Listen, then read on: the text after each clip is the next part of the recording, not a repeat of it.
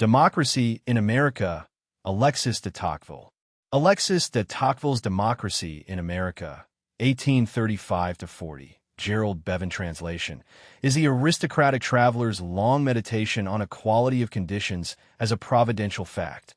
Volume 1 maps American institutions from township to federal constitution and the sovereignty of the people. Volume 2 follows democracy into intellect, opinions, customs, and the soft despotism that equality may prepare. This forensic examination hears Tocqueville's comparative register. Measured periods, French contrast always near, liberty weighed against equality, mild irony that turns prophetic without ceasing to observe. Abstract. Democracy in America, 1835–40, is Tocqueville's two-volume meditation on equality of social conditions as a providential fact. Volume 1 maps American institutions from origin and township to federal constitution, popular sovereignty, parties, associations, majority tyranny and its moderators, and the three races. Volume 2 follows democracy into philosophic method, arts and letters under equality, the love of equality over freedom, individualism and association, self-interest properly understood, industrial aristocracy, softened customs, and the soft despotism that equality may prepare. America is Europe's future examined in advance. Not a model to copy blindly, but a laboratory in which liberty may still be joined to equality, while France stands amid unfinished democratic ruins. This summary follows Gerald Bevan's penguin text in Tocqueville's comparative register. Measured periods, French contrast, mild irony, turning prophetic. Executive summary. The central thesis. Equality of conditions is the generative social fact of the democratic age. Universal, lasting, eluding human interference.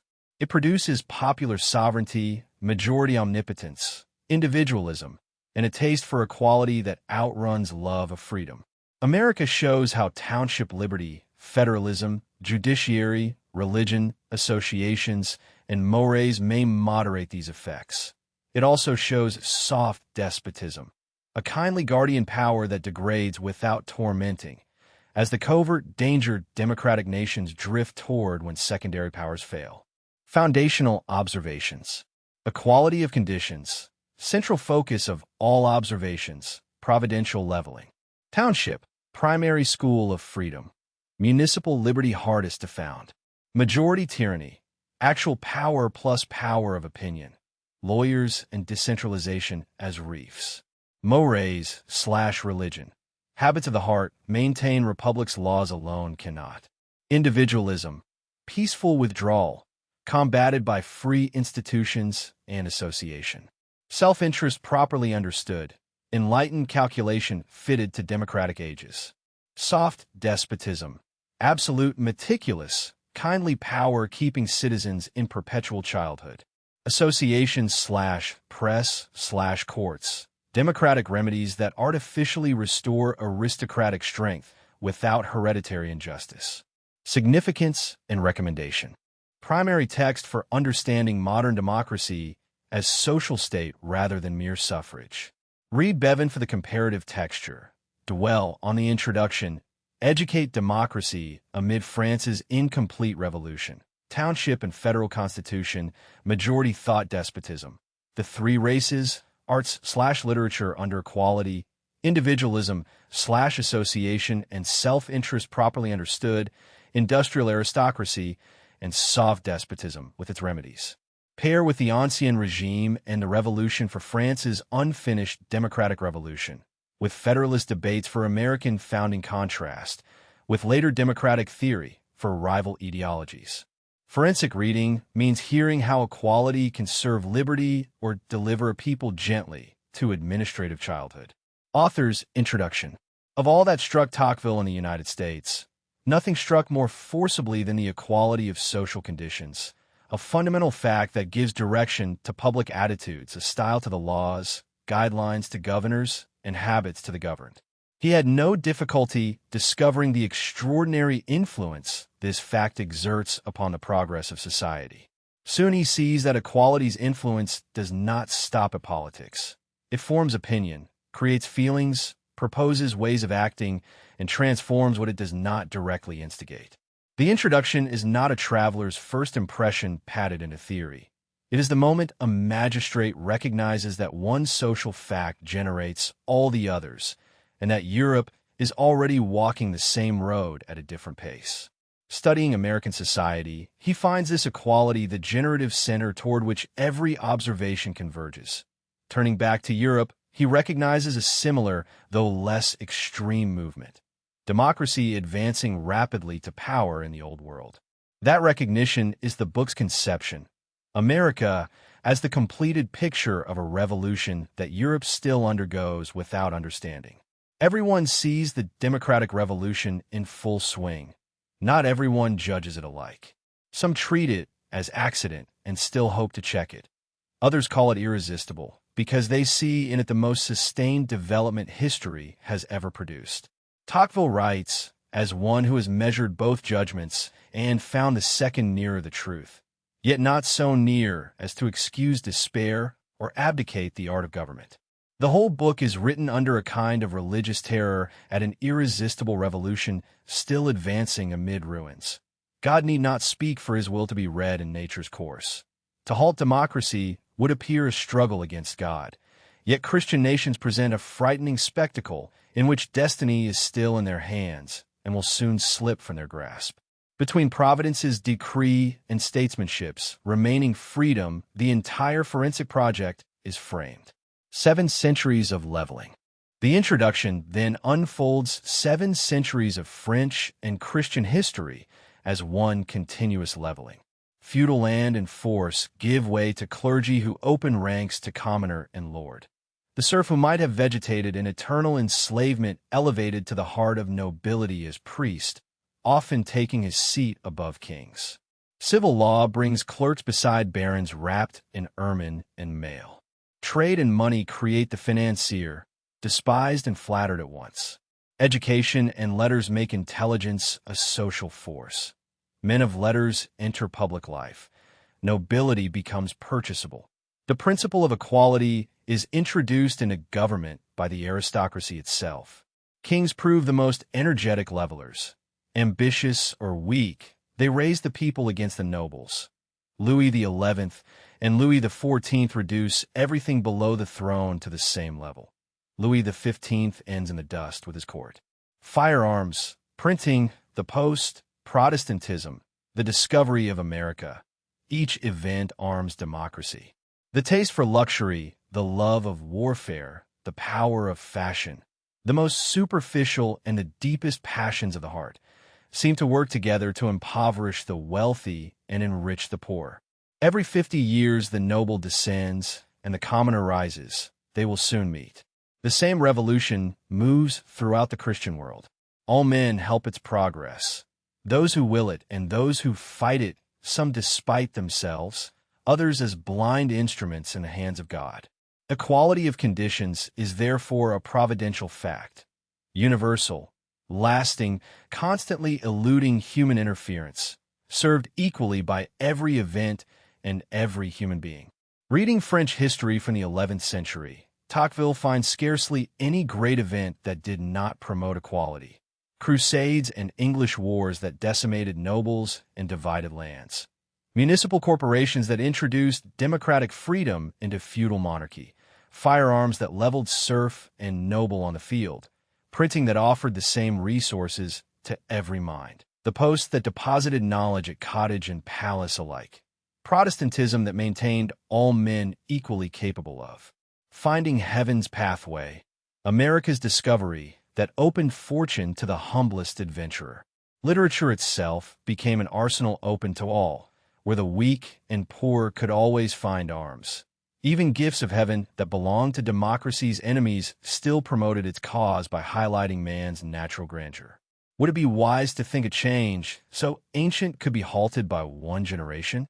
Can democracy, having destroyed feudalism and overcome kings, retreat before the wealthy or the middle classes? Where are we going? Tocqueville answers that we have already lost the terms of comparison. Social conditions are becoming more equal among the Christian peoples of Europe as among Americans. The past no longer supplies a mirror. He writes, under a kind of religious terror at this irresistible revolution still advancing amid the ruins it has caused.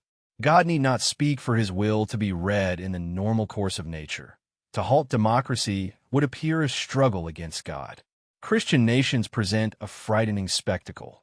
The change is too powerful to stop, not yet so swift that control is hopeless. Destiny is still in their hands, and will soon slip from their grasp. The first duty of rulers is therefore to educate democracy, to purify its morals, regulate its movements if possible, substitute awareness of its destiny for inexperienced desires, adapt government to time and place, not to destroy what providence has made inevitable. A new political science is needed for a totally new world, yet positioned in the middle of a rapid stream. Europe stares fixatedly at a few ruins still visible on the shore as the current drags it backwards toward the abyss. The introduction's forensic nerve is this. Providence names the fact. Statesmanship names the remaining freedom. Between those two sentences, the whole book will move. France's incomplete revolution, America's laboratory. France, he argues, has suffered a democratic revolution without the laws, ideas, customs, or morals that alone could make it beneficial. The old aristocracy fell, without being replaced by a new aristocracy of intellect and virtue. The people seized power before they were prepared to use it. He observes men of religion fighting freedom while friends of freedom attack religions. Noble spirits praising slavery while dishonorable souls advocate independence. Honorable citizens opposing all progress while unpatriotic men become apostles of civilization. Has man always looked upon a world where virtue is without genius and genius without honor, where love of order joins inclination for tyranny and holy worship of liberty joins disdain for the law? Tocqueville cannot believe the Creator left man forever in such intellectual wretchedness. He prefers to mistrust his own capacities than God's justice. What France put in the place of the old building is the introduction's bitterest comparative passage. Royal renown vanished without the majesty of laws. The people despise authority while fearing it, and fear now extorts more than respect and love once achieved. Independent beings capable of fighting tyranny single-handed have been destroyed, yet government has inherited all the powers wrenched from families, corporate bodies, and individuals, so that the power of a few, sometimes oppressive and often conservative, has given way to the weakness of the whole community. Fortunes divide and the gap between rich and poor shrinks, yet hatred finds fresh reasons. Each casts terrified and envious glances, for neither retains the concept of rights, and power appears the sole reason for action. The poor keep their forefathers' prejudices without their beliefs, their ignorance without their virtues. They entertain the dogma of self-interest without understanding how it works. Society is peaceful not from strength and well-being, but because it believes itself weak and unsteady, frightened that any effort may cost its life. France has abandoned aristocratic advantages without grasping democracy's gains, and stands complacently amid the ruins, as if willing to stay forever. Intellectual life mirrors the wreck. Democracy, hampered or abandoned to lawless passions, overturns what it does not destroy and marches through conflict. Each combatant, flushed beyond natural boundaries, loses sight of his aims and speaks a language alien to his real feelings. Zealous Christians who should love equality before the law as Christianity loves equality before God temporarily join powers overturned by democracy and curse freedom. Friends of liberty who know that freedom needs morality and morality beliefs attack religion or dare not defend it because they have seen it on their opponent's side. The natural link between opinions and tastes, actions and beliefs, appears ruptured, moral parallels abolished. Yet one country has reached equality's natural limits simply and easily, or rather, sees the results of Europe's democratic revolution without having endured the revolution itself. Immigrants unlocked democratic principle from the old world's competing principles and transplanted it alone to the new world, where it grew freely. America offers not a hymn of praise, nor a model to copy blindly, but a laboratory in which equality has been given free institutions and mores that restrain its worst effects. Tocqueville can even conceive, against France's incomplete picture, a democratic society in which each looks upon the law as his own work and obeys it easily. Authority respected as necessary rather than divine. Affection for the head of state reasoned rather than passionate. Rights mutually guaranteed, producing manly trust and mutual courtesy removed from arrogance or servility. Association replacing the individual power of nobles. Society less brilliant than aristocracy, yet with less.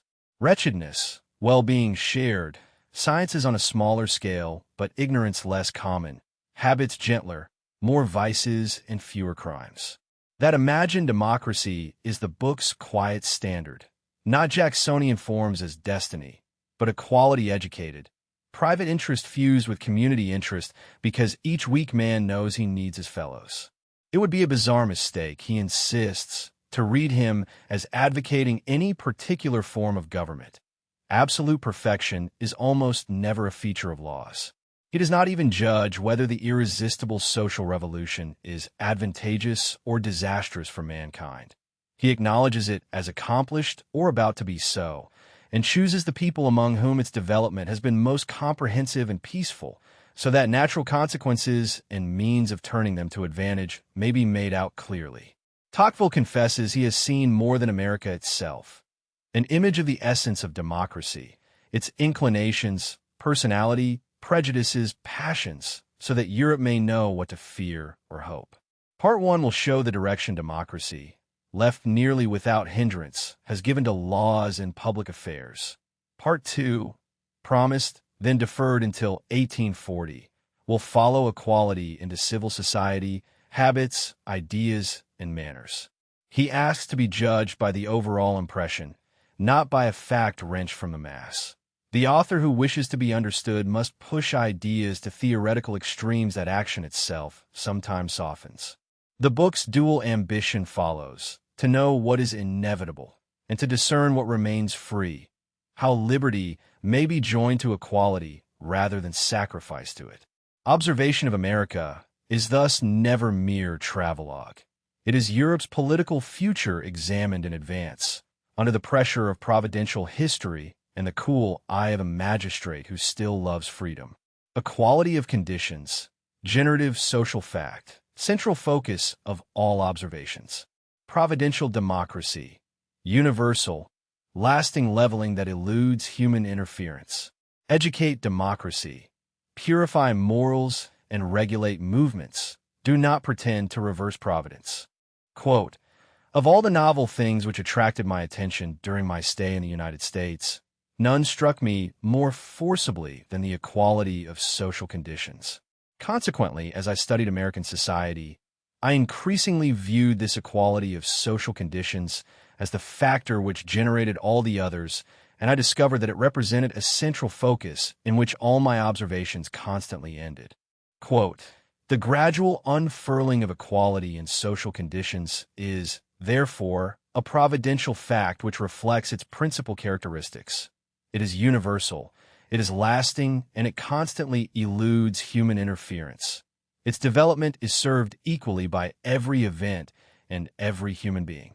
Quote, the first of the duties currently imposed upon the rulers of our society is to educate democracy, to reawaken, if possible, its beliefs, to purify its morals, to control its actions, gradually to substitute statecraft for its inexperience and awareness of its true interests for its blind instincts, to adapt its government to times and places, and to mold it according to circumstances and people. A new political science is needed for a totally new world. Quote, I confess that in America, I have seen more than America itself. I have looked there for an image of the essence of democracy, its inclinations, its personality, its prejudices, its passions. My wish has been to know it, if only to realize at least what we have to fear or hope from it. Volume 1. Volume 1 examines the institutions and political society of the United States, origin and social condition, popular sovereignty, township and judiciary, federal constitution, then the living sovereignty of the people above forms, parties, press, associations, democratic government, majority tyranny and its moderators, the causes that maintain the republic, and the three races. Institutions first, then the power that makes and unmakes them. The forensic sequence is deliberate. Cradle before constitution, township before union, people before parties. For Tocqueville will not let Europeans admire parchment while ignoring the social fact that ink merely records. Part 1 is the anatomy of forms. Part 2 is the physiology of popular power, paths, passions, hidden springs, unbounded force, destiny. Between them stands the same equality of conditions that the introduction named providential. Here it becomes township selectmen and federal articles, great parties and small intrigues, majority fences around thought, mores that outrank laws, and three races that share soil without genuine contact. The magistrate's cool eye never forgets France. Every American advantage is weighed as possible European lesson or impossible European copy. Origin, social condition, and the sovereignty of the people. Exterior configuration and Anglo-American origins. North America presents an orderly majesty of land and water. Two vast regions, one inclining toward the pole, the other toward the equator. The Mississippi Valley as the most magnificent habitation God ever prepared for man, and yet still a vast desert.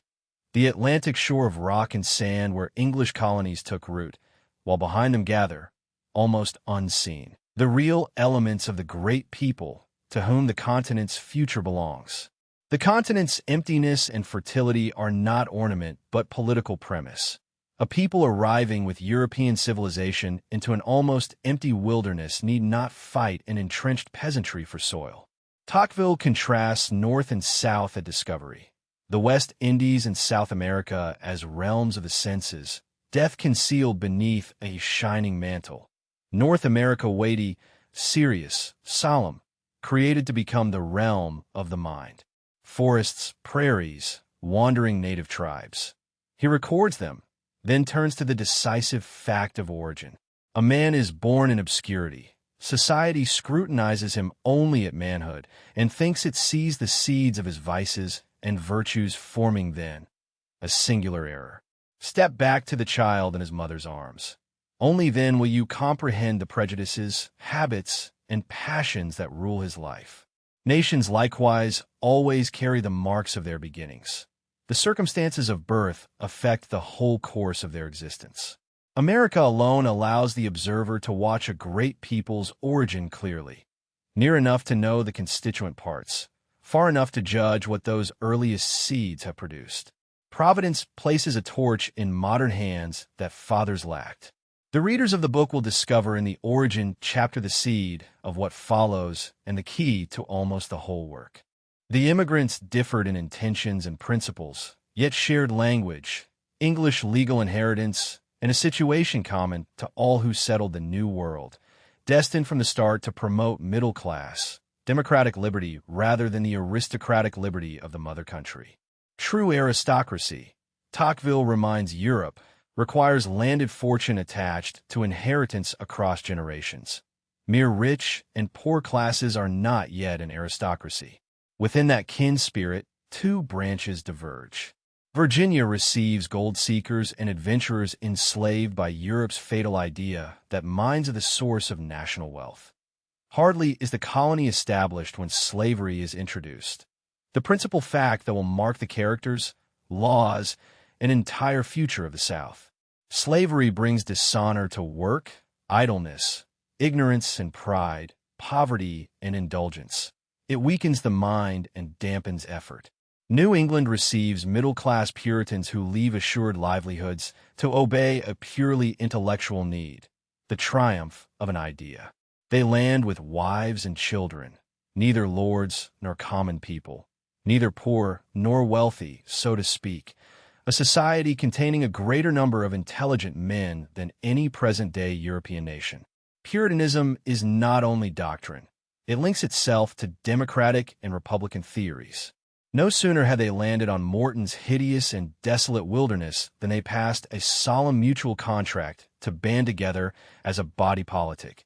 1620's social covenant before God. Later Connecticut's 1650 code opens with biblical death penalties borrowed from Deuteronomy and Exodus, legislation of a crude nation transferred into gentle minds. The death penalty never more frequently prescribed, never more rarely enforced. Their first laws bind religious ardor to republican spirit, an intimate union of the spirit of religion and the spirit of freedom. Tocqueville insists that this union, so often thought contradictory in Europe, is America's distinctive strength. Liberty without religion would become license. Religion without liberty would become soft tyranny of the soul. Democracy, such as antiquity had never dared to imagine, burst free from feudal society, fully grown and fully armed. New England principles spread like a beacon lit upon mountain tops, warming the vicinity, casting a glow over the distant horizon. English colonies generally enjoyed more personal freedom than those of other nations. Nowhere was the principle more completely applied than in New England, where some settlements founded themselves without the mother country's knowledge and exercised sovereignty as if they owed allegiance to God alone. The entire man comes formed in the wrappings of his cradle. The entire nation comes formed in its point of departure. Tocqueville insists that readers will discover in the origin chapter the seed of what follows and the key to almost the whole work. Puritan liberty joined to religion as America's distinctive strength.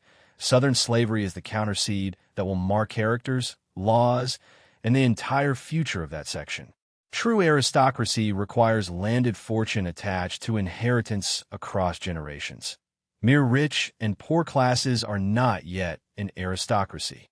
Within Anglo-American kin spirit, Virginia's adventurers and New England's middle-class Puritans already diverged destinies that Volume 1's Three Races and Volume 2's Industrial Warning will only deepen. Equality among whites purchased beside bondage, an industry incubating a new hierarchy without feudal duty. Spirit of religion and spirit of freedom. Here, Tocqueville pauses on America's distinctive double movement, the passage Europeans most need and most resist. In the moral world, everything is classified, systematized, anticipated, decided beforehand. In the political world, everything is agitation, dispute, uncertainty. In the one, a passive, if voluntary obedience. In the other, an independence scornful of experience and eager for authority.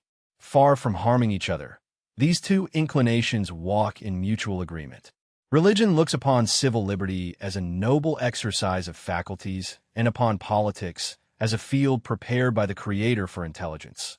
Free and powerful in its own sphere, it knows its rule is more unshaken when domination over hearts rests on its own strength alone.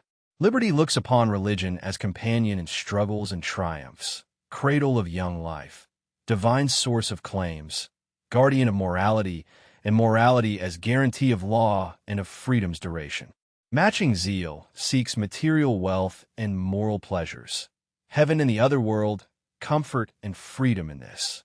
The human spirit rushes forward across a field without horizon, yet stops of itself at the limits of the political world, renounces doubt in the inner sanctum, and bows before truths accepted without discussion.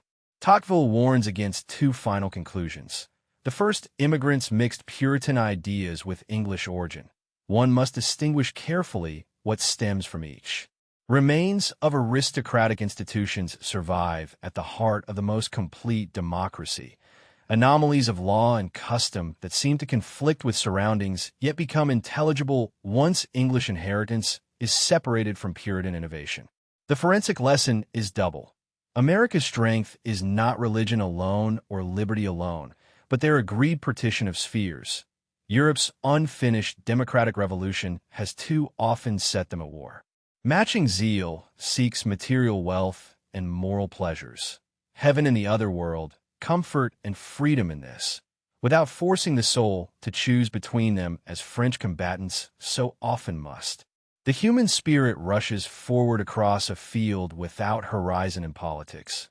It stops of itself at the limits of the political world, renounces doubt in the inner sanctum, and bows before truths accepted without discussion.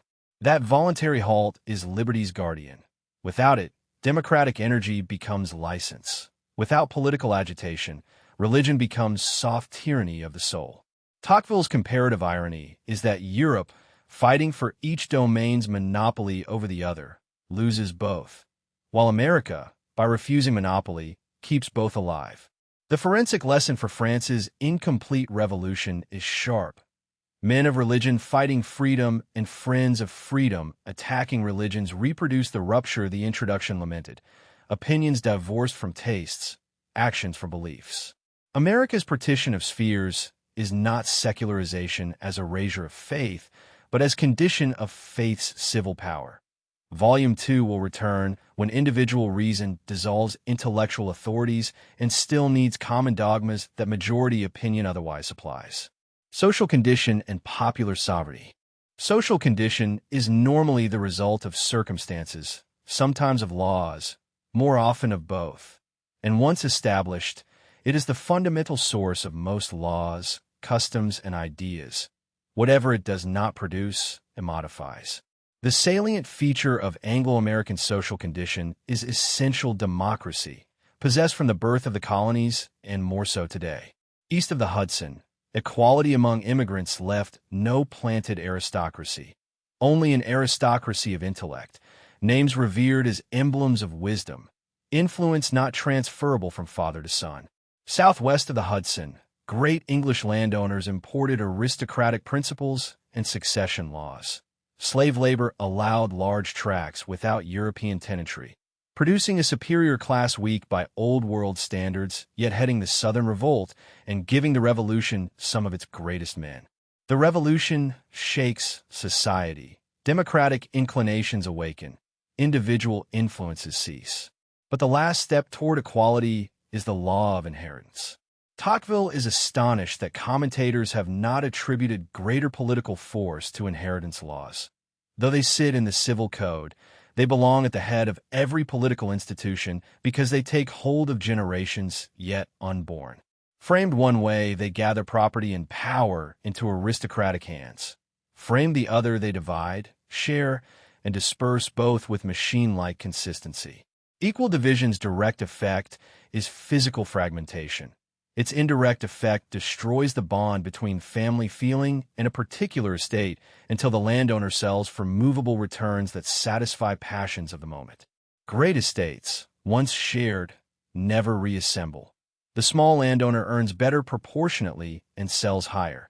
So calculation that made the rich sell prevents them from buying small plots to reunite. When family feeling ends, self-centeredness directs a man's true inclinations toward the convenience of the present. Once the legislator sets the machine, he may withdraw his hand. The law rises and falls upon the ground until only a fine shifting dust remains, the foundation of democracy. Western states push equality to its utmost. Equality of minds accompanies equality of fortunes. Tocqueville watches Europe still arguing about suffrage, while America has already atomized the soil that once grew aristocracies. From this social fact flows the principle of the sovereignty of the people, not abstract doctrine alone, but practiced rule. In most countries, the doctrine stays buried. Schemers and tyrants abuse the phrase, will of the nation. In America, it is acknowledged in custom, celebrated by law, expanding without impediment. Before the Revolution, it worked secretly in townships and provincial assemblies under property qualifications. The Revolution brought it from the townships to take over government until it became the law of laws. Upper classes surrendered without a fist raised. In Maryland, founded by nobility, universal suffrage came first. Democracy proving most irresistible where aristocracy had been most rooted. Once electoral qualifications begin to widen, Tocqueville warns, the process stops only at universal suffrage. Each concession strengthens democracy's demands. In America, the people really reign. Everything comes from them and returns to them. They share in making laws by choosing legislators and in executing them by electing the executive. Administrators are so weak and so tied to popular origin that the people may almost be said to be self-governing. European theorists debate. Americans breathe the doctrine until it becomes the air of public life. Yet Tocqueville already names the fearful choice equality poses, a manly passion for equality that raises the weak, and a degenerate taste that prefers equality in slavery to inequality in freedom. For nations that have attained Anglo-American social conditions, he sees only two political means of establishing equality: rights granted to every citizen or to none. Midpoints between supremacy of all and absolute power of one become very difficult to discover. Freedom is not democracy's distinctive mark. It has appeared under many social states. The special fact of democratic centuries is equality of conditions. The main passion is love of that equality. Men will endure poverty, subjection, barbarism rather than aristocracy. They want equality and freedom, and if they cannot obtain that, they still want equality in slavery. When citizens are almost equal, they find it difficult to defend independence against power's onslaughts because none is strong enough alone. Only combined strength of all can guarantee freedom, and such combination is not always found. The Anglo-Americans have so far escaped absolute power by circumstances, origins, knowledge, and above all customs that establish popular sovereignty rather than one master's equalized despotism. Volume 2 will return to this passion for equality over freedom. Volume 1 already plants the fork in the road. Origin as destiny, cradle of the nation, Puritan liberty joined to religion, Southern slavery as counterseed. Inheritance laws, civil rules as almost godlike political engines of equality or aristocracy. Popular sovereignty, practiced consequence of democratic social condition. People reign like God over the universe. Quote, step back in time, look closely at the child in the very arms of his mother. The entire man, so to speak, comes fully formed in the wrappings of his cradle. Something similar happens in the case of nations. They always carry the marks of their beginnings. Quote, thus, in a moral world, everything is classified, systematized, anticipated, and decided beforehand.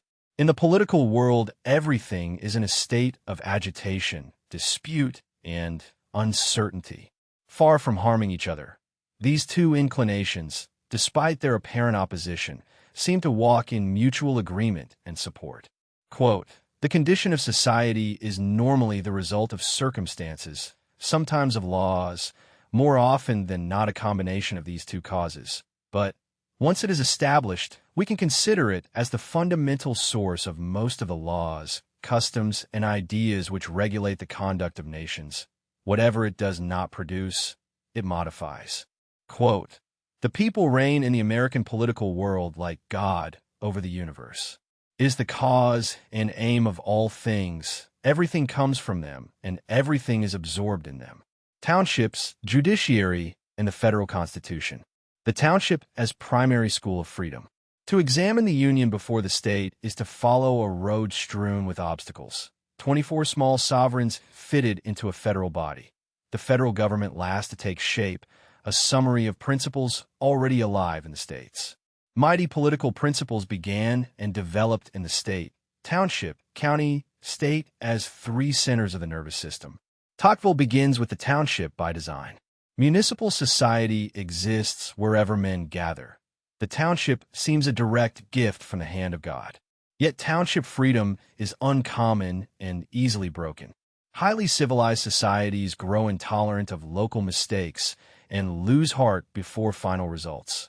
Of all freedoms, municipal freedom is most susceptible to power's onslaught. Left alone, townships can scarcely struggle against a strong government. The strength of free nations resides in the township. Town institutions are to freedom what primary schools are to knowledge. They bring liberty within reach and teach the habit of using it peacefully. Without them, a nation may establish a free government, but not the spirit of freedom. Brief enthusiasms grant external forms of independence, Yet despotism forced back into the social fabric resurfaces sooner or later. Continental Europe, he claims, has no experience of this freedom. New England supplies the model.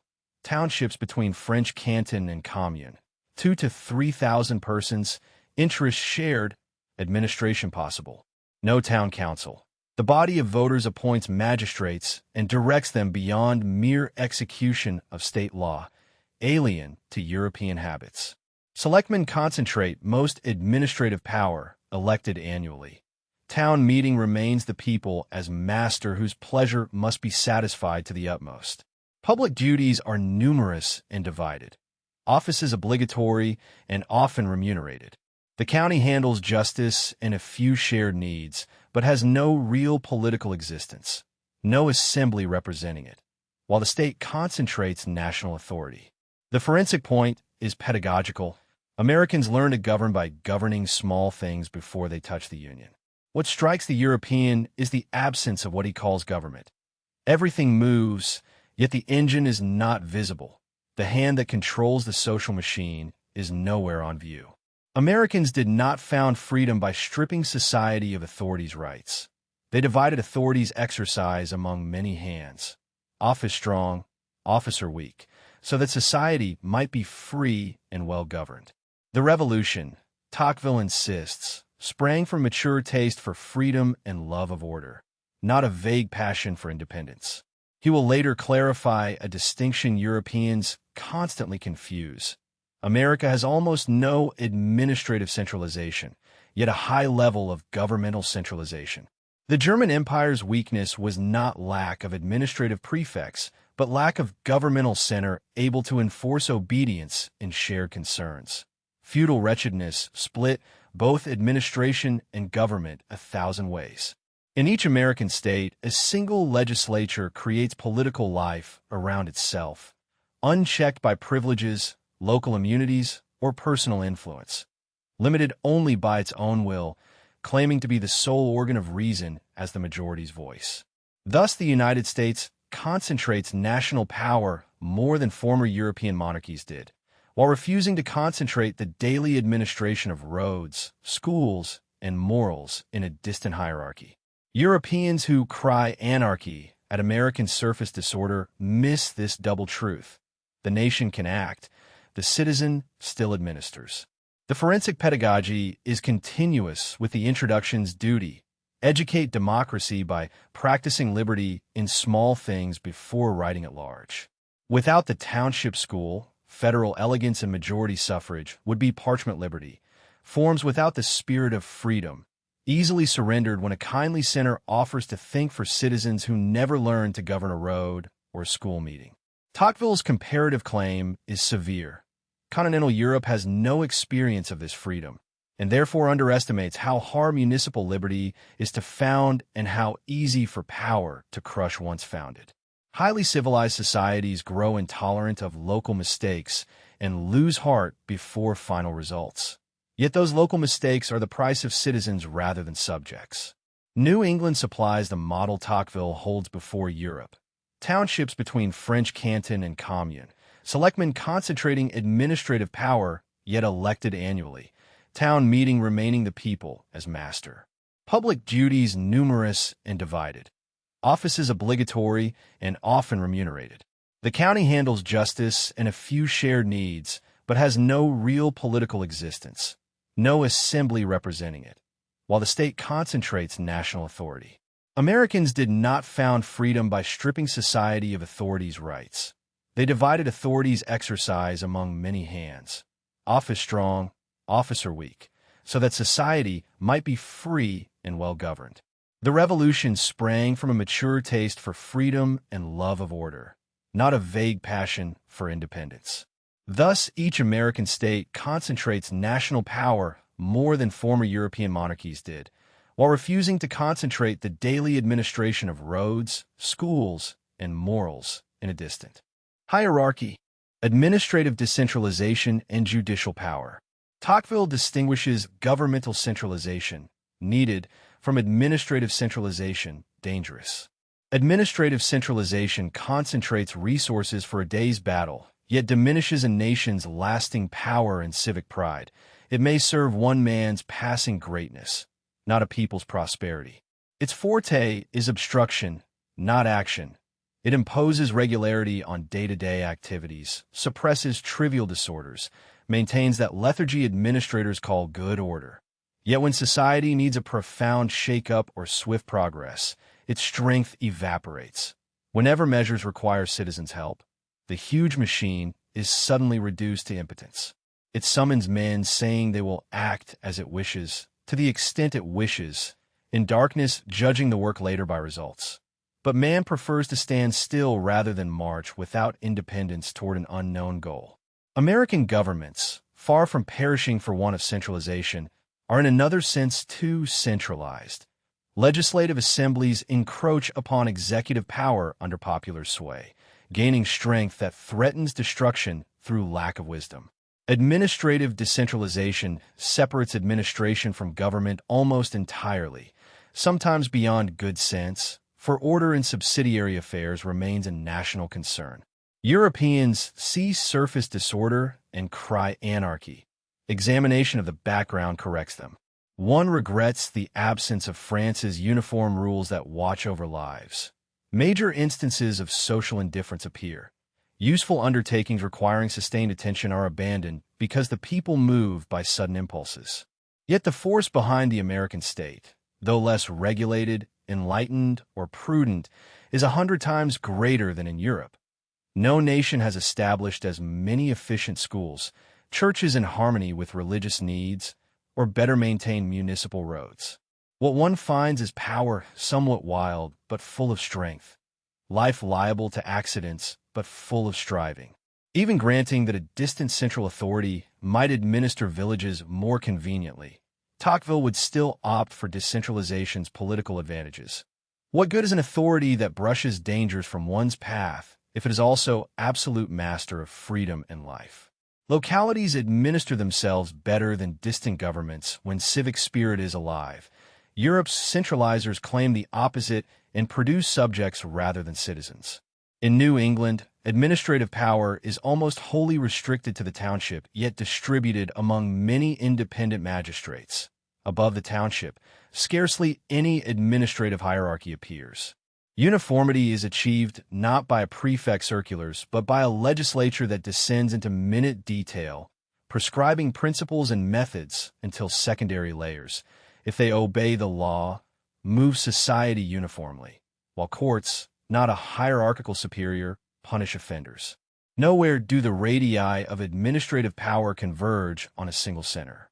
Judicial power in the United States becomes a political institution without ceasing to be a court. Americans have preserved all the usually accepted characteristics of judicial authority, and then invested the magistrate with immense political power that no nation, Tocqueville thinks, has constructed in quite the same way. 3 distinctive characteristics remain. The judge acts as arbitrator only when rights are contested. He pronounces upon individual cases, not upon general principles head-on. He acts only when summoned, triggered into action rather than volunteering to prosecute or investigate. Within that passive sphere, the American judge, like magistrates elsewhere, decides only when litigating a particular case. How then does immense political power arise? He may refuse to apply laws he deems unconstitutional, a right of immense political consequence that places the judiciary as moderator between majority passion and written fundamental law.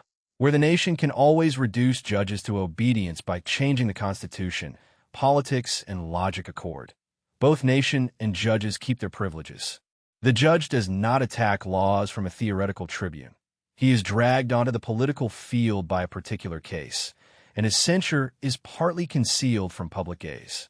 Very few laws long escape judicial analysis because few fail to injure some private interest that counsel can bring to court.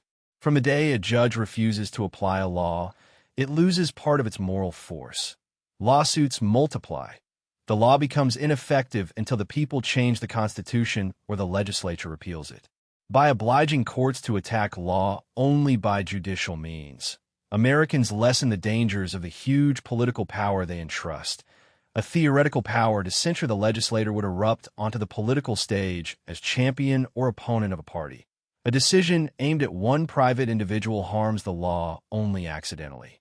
The law censured is not destroyed. Its moral force lessens while physical effect continues until repeated onslaughts make it surrender. Within those restricted limits, this power remains one of the most powerful barriers ever erected against the tyranny of political assemblies. Tocqueville wonders whether this behavior, most conducive to public order, is not also the best way of favoring liberty. For a judge who could attack only head-on would fear to act when authority is strong and dare daily when it is weak, precisely inverting when respect or resistance is most useful. Citizens may prosecute public officials before ordinary courts, a small everyday lawsuit more protective of liberty than pretentious procedures used too late. Tocqueville has not noticed that government competence weakens when officials answer to courts. Rather, officials take more care to avoid criticism, and political trials remain rare because lawsuits are difficult and costly, easy to accuse in newspapers, serious to prosecute in court.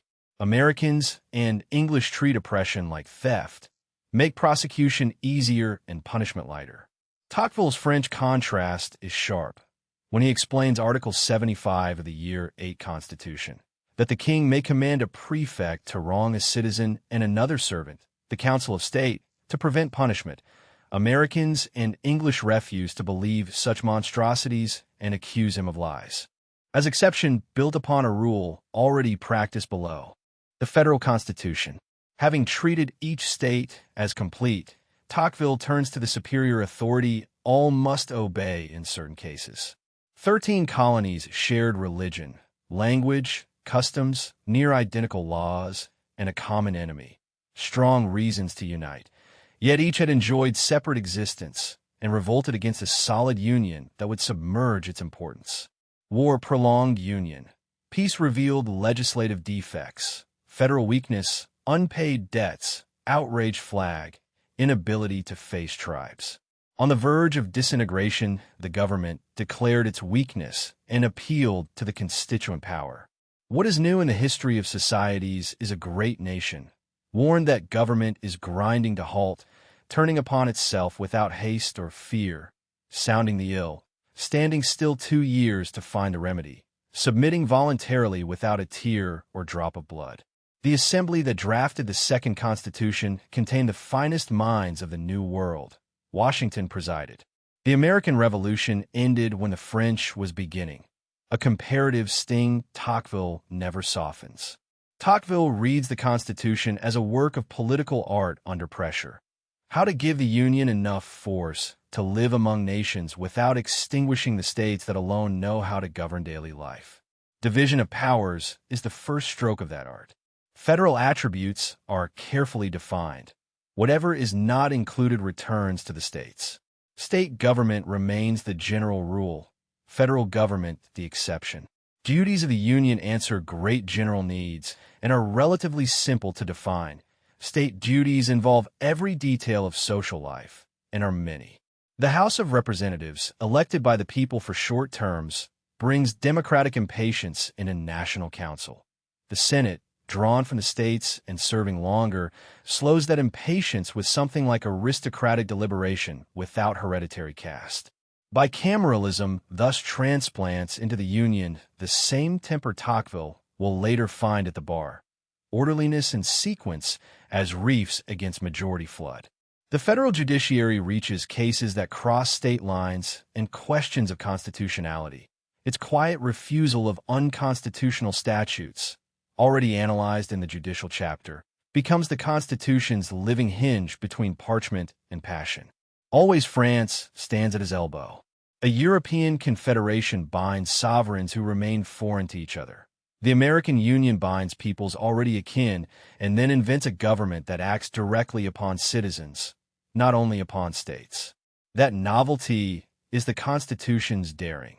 Federal law that touches the individual, courts that can refuse unconstitutional statutes, an executive that is neither king nor clerk. Tocqueville insists this distinction from all previous federal constitutions is the essence of American federalism. not a league of princes, but a people under two governments, each sovereign in its sphere, both able to command the same man without asking the other's leave for every act. He compares the American president to the French king with aristocratic irony tempered by precision. Length of tenure is one of the first ingredients of power. Only lasting power engenders affection or fear, and the president is an official elected for 4 years while the French king is hereditary. In the exercise of executive power, the president is constantly subject to jealous scrutiny. He prepares treaties he cannot conclude, puts forward names for appointment he cannot confirm, remains responsible for his actions while French law declares the king's person inviolable. The King of France advances shoulder to shoulder with a legislature that cannot act without him. The president exercises an inferior and dependent power in relation to the legislature. Yet above both hovers public opinion. In America, through elections and decrees, in France through revolutions. France with its king may be more like a republic than the Union with its president is like a monarchy, for the generating principle of laws is republican in both. Accidental causes keep the American executive weak. An army of 6,000, a few ships, no neighbors, concerns rarely touching other nations. Laws enable the president to be strong. Circumstances keep him weak. He may lose the support of the legislative majority without relinquishing power, not proof of independence, but of impotence, for he cannot block laws and cannot evade executing them. As election approaches, Tocqueville watches intrigue multiply and the president govern less for the state than for re-election, bowing to majority whims instead of checking passions, a temporary fever that reveals how dependent the office remains upon opinion even when parchment grants it force. Yet he never lets admiration erase danger. State pride, vast territory, and slavery's sectional wound threaten permanence. Commercial destiny pulls westward faster than laws can follow. The forensic question is not whether parchment is elegant, but whether mores and township habits will keep giving the parchment something living to record. Volume 1's institutional half closes here. Origin and social condition explain why popular sovereignty is possible. Township explains how freedom is learned. Judiciary and federal design explain how majority power may be channeled without immediately devouring itself. The comparative sting remains. France concentrates administration until citizens wait for the prefect. America concentrates government until the legislatures will is nearly unchecked in its sphere, yet leaves secondary affairs to townships that Europe could not tolerate without awkwardness. Tocqueville would still choose American decentralization's political advantages over French convenience. An authority always ready to brush thorns from under one's feet is too often absolute master of freedom and life. The Union's parchment novelty, government acting on citizens, courts refusing unconstitutional laws, an executive neither king nor clerk, stands or falls with the township school that taught Americans to use liberty before they wrote at large. Without that school, federal elegance would be Europe's old mistake in new ink. Free forms without the spirit of freedom. Township, primary school of freedom. Municipal liberty hardest to found and easiest to destroy. Governmental versus administrative centralization. Concentrate what must be national, leave administration local, or lose civic spirit. Federal as exception, states the rule. Union for defined general needs. Constitution born of deliberate self-repair. Quote, of all the types of freedom, that of the townships, established with so much difficulty, is the most susceptible to the onslaughts of power. The strength of free nations resides in the township. Town institutions are to freedom what primary schools are to knowledge. Quote, what is new in the history of societies is the sight of a great nation, warned by its legislators that the workings of government are grinding to a halt, turning its attention, without haste or fear, upon itself, submitting to it voluntarily, without its costing humanity a single tear or a drop of blood. Quote, within its restricted limits, the power granted to American courts to pronounce on the constitutionality of laws remains still one of the most powerful barriers ever erected against the tyranny of political assemblies. Quote, Length of tenure is one of the first ingredients of power. Only long-lasting power engenders affection or fear. The President of the United States is an official elected for 4 years. The King of France is an hereditary leader. In the exercise of the executive power, the President of the United States is constantly subject to a jealous scrutiny. He prepares treaties, but does not conclude them. He puts forward names for appointment to office, but cannot confirm them. Democratic government, people, parties, press, associations. Above institutions and beyond forms stands the sovereign power of the people, which destroys or modifies them at will. Volume 1, second part asks along which paths that power proceeds. What passions drive or restrain it? What results follow its unbounded force? What destiny awaits it? In America, the people appoint lawmakers and executive. They form the jury. They nominate representatives and, as a rule, choose them annually to hold them dependent. Institutions are democratic in principle and in consequence. The opinions, bias, concerns, even passions of the people encounter no lasting obstacles to day-to-day influence. The majority governs in the name of the people. Chiefly peaceable citizens seeking the country's good, surrounded by parties that attempt to enlist them. Parties great and small, press. Parties are a fundamental defect of free governments, yet not always of the same character. Distinguished sections that behave like rival nations, conflicting regional interests under one sovereign, from parties properly so-called, conflicting opinions on issues that interest the whole country. Great parties commit to principles rather than consequences, general considerations rather than cases, ideas rather than men. Nobler, more generous, more bold. Private interest conceals itself beneath public interest.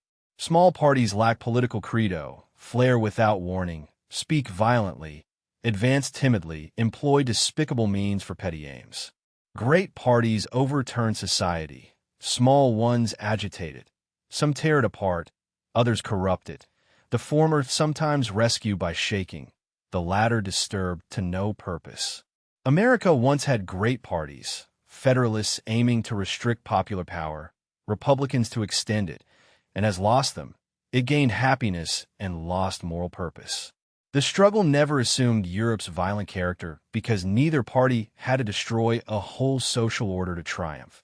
Both agreed on essential points while fighting abstract ideals of equality and independence. Struggle continues under new names, Jackson against the bank. But aristocratic or democratic features color every party without recovering the old grandeur of principle. Time does not arrest its course for nations. When we think things stationary, we fail to see their movements. Men walking appear still to those who run. Tocqueville watches how, once great parties die, intrigue multiplies. Men attach themselves to a name, a grievance, a temporary interest. Personal ambition hides less skillfully beneath the veil of public good. In a society of equals, it is hard to form lasting parties of principle because no permanent class stands to lose exclusive privileges. Every minority hopes to become majority tomorrow and therefore respects majority rights today. That hope softens civil war and softens moral seriousness at once. The bank struggle shows aristocratic and democratic instincts coloring the same field without restoring Federalist and Republican altitude. Happiness without moral purpose. The phrase is Tocqueville's quiet indictment of a politics that no longer stakes the social fabric and therefore no longer educates the soul. The Federalist accession to power was, in Tocqueville's opinion, one of the most fortunate events accompanying the Union's birth, struggling against the inevitable tendency of their age and country. Inappropriate theories nonetheless gave the new republic time to settle and fostered without hindrance the swift development of the very doctrines they had opposed. Many of their principles became incorporated in opponents' political trappings, and the federal Constitution remains a lasting monument to their patriotism and wisdom. After Jefferson's victory, the Federalists split, joined the victorious party, lowered their flag, altered their name, and ceased to exist as a party. Lacking large parties, America abounds in small ones. public opinion splinters endlessly on questions of detail. It is difficult to imagine the pains taken to create parties. No religious hatred exists because religion is universally respected. No class hatred because the nation is everything. No public distress to exploit because physical position offers wide scope for industry. The skill of politicians lies therefore in the art of creating parties, discerning similar interests, discovering a doctrine that could suit the new association, ushering a new political force onto the stage. For an outsider, almost all domestic disputes appear incomprehensible or childish. Careful attention discovers that most groups connect to the two great parties that have divided men from the onset of free societies, some pursuing restriction of public power, others widening it. Aristocratic or democratic passions can easily be found at the heart of all parties. Virtually the main issue and the very soul of parties, even when not obvious to the gaze. The bank struggle shows the educated classes rallying round an immovable institution that offended the people's eye amid fluctuation of all the rest of society. Not because the common people could distinguish the reasons amid so difficult an issue, but because they wished to see whether they could shake what they could not make or break. Sometimes, in a nation where opinions are divided, the wealthy withdraw into private life, displaying exclusive pleasures and luxury within their homes while affecting outward simplicity and condescension toward the people. Secret opposition to democracy that no longer dares form a great party of principle. Tocqueville's mild irony falls here. Happiness without moral purpose is the politics of a people that no longer stakes the social fabric and therefore no longer educates the soul. Freedom of the press accompanies this agitation. Tocqueville does not romanticize. The American press is often violent, trivial, and commercial, yet he treats it as inseparable from popular sovereignty. Without free newspapers, associations and parties cannot coordinate opinion across a vast territory. With them, every citizen may address the nation. The more he observes the independence of the press, the more he is convinced that this independence is the principal governing element of freedom in the modern world. A nation that intends to remain free is entitled to demand respect for it at whatever cost. Unrestricted freedom of association in the political sphere, by contrast, cannot be entirely confused with the freedom to write. The former is both less necessary and more dangerous. A nation may set bounds upon it without losing control of its affairs. The press educates and corrupts together, another of equality's double gifts. In democracies, the press is less the organ of parties than the daily voice of countless individuals. Its very multiplicity prevents any single journal from becoming a permanent aristocracy of opinion, even as it multiplies calumny and haste. Tocqueville prefers this noisy liberty to the silence of censored Europe. Better a press that wounds vanity than one that leaves the people without a common language of complaint. Political associations. In no country has association been applied to a wider variety of objectives. Beyond townships, cities, and counties created by law, countless associations arise from individual initiative. The American learns from birth to rely upon himself. He looks at social authority with mistrust, calling upon it only when he cannot do without it. Children in games submit to rules they establish. Neighbors form an improvised assembly to clear a blocked highway before anyone thinks of an existing authority. Festivities, morality, religion, industry. Nothing the human will despairs of attaining through combined free action. Political associations range from mere assent to a doctrine through organized commitment to representative conventions that shadow legislatures. The 1831 Tariff Convention, as example. In the first case, men who profess the same opinion feel a purely intellectual bond. In the second, they gather in small assemblies. In the third, they form something like a separate nation within a nation, a government within a government. Delegates who enjoy moral authority almost equal to the majorities, with power to attack existing laws and draw up beforehand laws which should exist.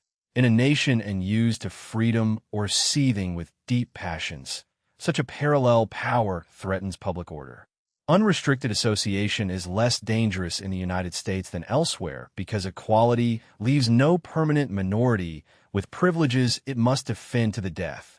Every party hopes one day to exercise majority rights. Association is therefore not only useful but necessary in democratic nations. It is the art by which weak individuals recover the power that aristocracy once concentrated in a few hands. Where Europeans wait for the state, Americans invent a society. That invention is liberty's daily workshop. The Forensic Point anticipates Volume 2's civil associations and soft despotism remedies. Without the habit of combining freely, equality produces only impotent individuals facing an ever more capable center. And the township's primary school of freedom finds its adult continuation in associations that can neither be persuaded at will nor suppressed in a shadowy corner. Why associations are safer and necessary in democracies. Tocqueville does not hide associations' danger. A minority convention that deliberates laws it cannot enact still tempts the imagination of crowds for whom the gap between better law and substituted law vanishes. When a nation divides almost equally, a parallel power of nearly equal moral authority will not forever only speak. Yet unrestricted association is less dangerous in the United States than elsewhere for a reason that returns to equality. No permanent minority holds privileges it must defend to the death. Every party hopes one day to exercise majority rights, and therefore has less motive to treat association as a fortress of caste. What is dangerous elsewhere becomes, under equality, almost necessary. Democratic citizens are independent and weak. Aristocracy once concentrated power in a few permanent compulsory associations of dependence. Democrats must invent voluntary concert or sink into impotence.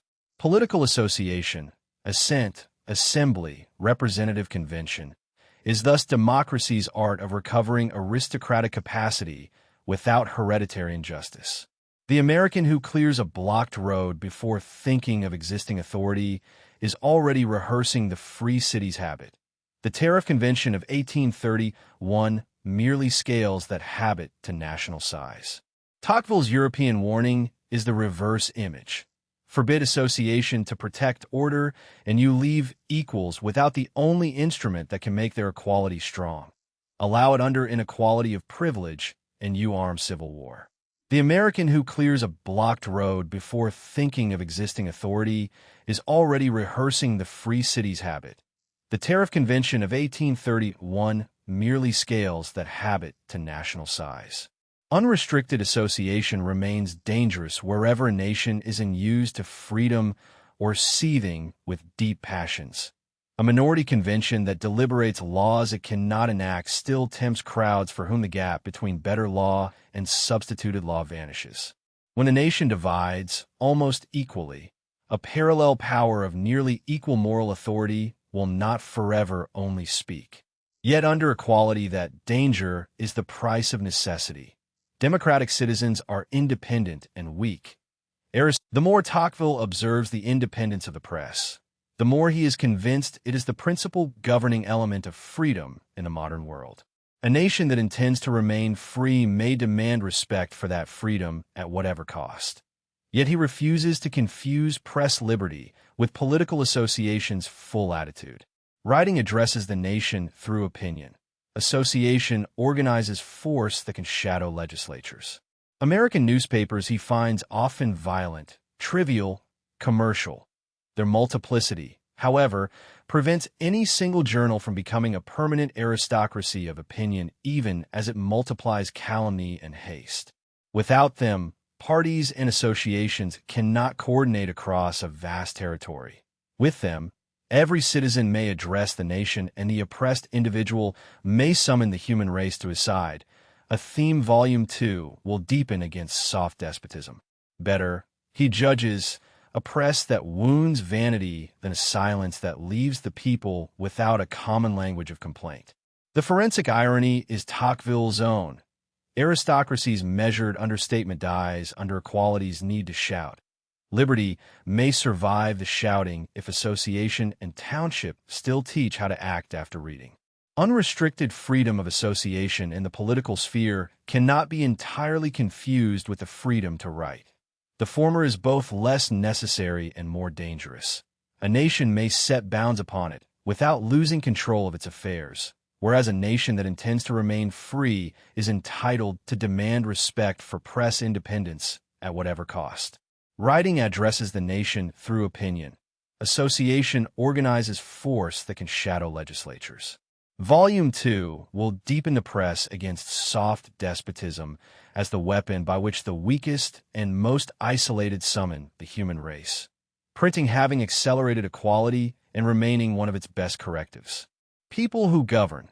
Annual dependence of representatives. Majority in the people's name. Great versus small parties. Principles versus intrigues. America's lost moral purpose amid present happiness. Association. Free combined action as democracy's substitute for aristocratic power. Quote, "Yet above all the institutions and beyond all the forms, there exists the sovereign power of the people which destroys or modifies them at will." Quote, "Great parties overturn society, small ones agitate it. Some tear it apart, others corrupt it. The former sometimes rescue it by shaking it to its core, the latter disturb it, invariably to no purpose." America has today lost the great parties it once had. It has gained, as a consequence, much happiness but lost much moral purpose. Quote, "In no country in the world has greater advantage been derived from association, nor has this powerful instrument of action been applied to a wider variety of objectives than in America. Anyone living in the United States learns from birth that he must rely upon himself to combat the ills and obstacles of life. He looks across at the authority of society with mistrust and anxiety, calling upon such authority only when he cannot do without it. Advantages of democracy. Tyranny of the majority and its moderators. Real advantages of democratic government. Democratic government brings real advantages American society does not owe to accident alone. And Tocqueville reminds the reader that American institutions are one form democracy may assume, not the only or the best form a democratic nation might adopt. The vices of democracy are immediately obvious and can be proved by facts. Its beneficial influence works almost hidden and reveals itself only in the long term. American laws are often defective or incomplete. They sometimes violate acquired rights or sanction dangerous ones. Even if good, their frequent changes would still be a great evil. Yet American republics sustain themselves and prosper. The forensic distinction is between a law's aim and its means, between absolute and relative excellence. Aristocracy is infinitely more skillful in the science of legislation. Master of itself, unaffected by passing impulses, it ripens plans until favorable conditions occur and brings the collective force of all its laws to the same point. Democracy's laws are almost always defective or untimely. Its means are imperfect. Often it works unintentionally against itself. Yet its aim tends toward the good of the greatest possible number, because laws stem from a majority that may err but cannot systematically follow a path contrary to its own interests. Aristocratic laws tend by contrast to concentrate wealth and power in a few.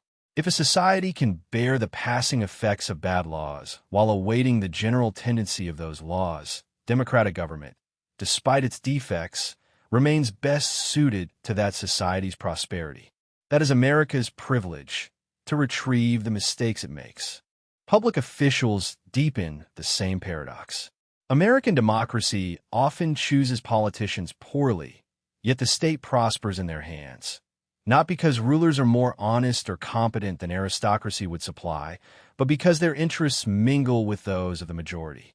No political system equally favors all classes. Classes remain distinct nations within a nation. When the rich alone rule, the poor's interests are always in danger.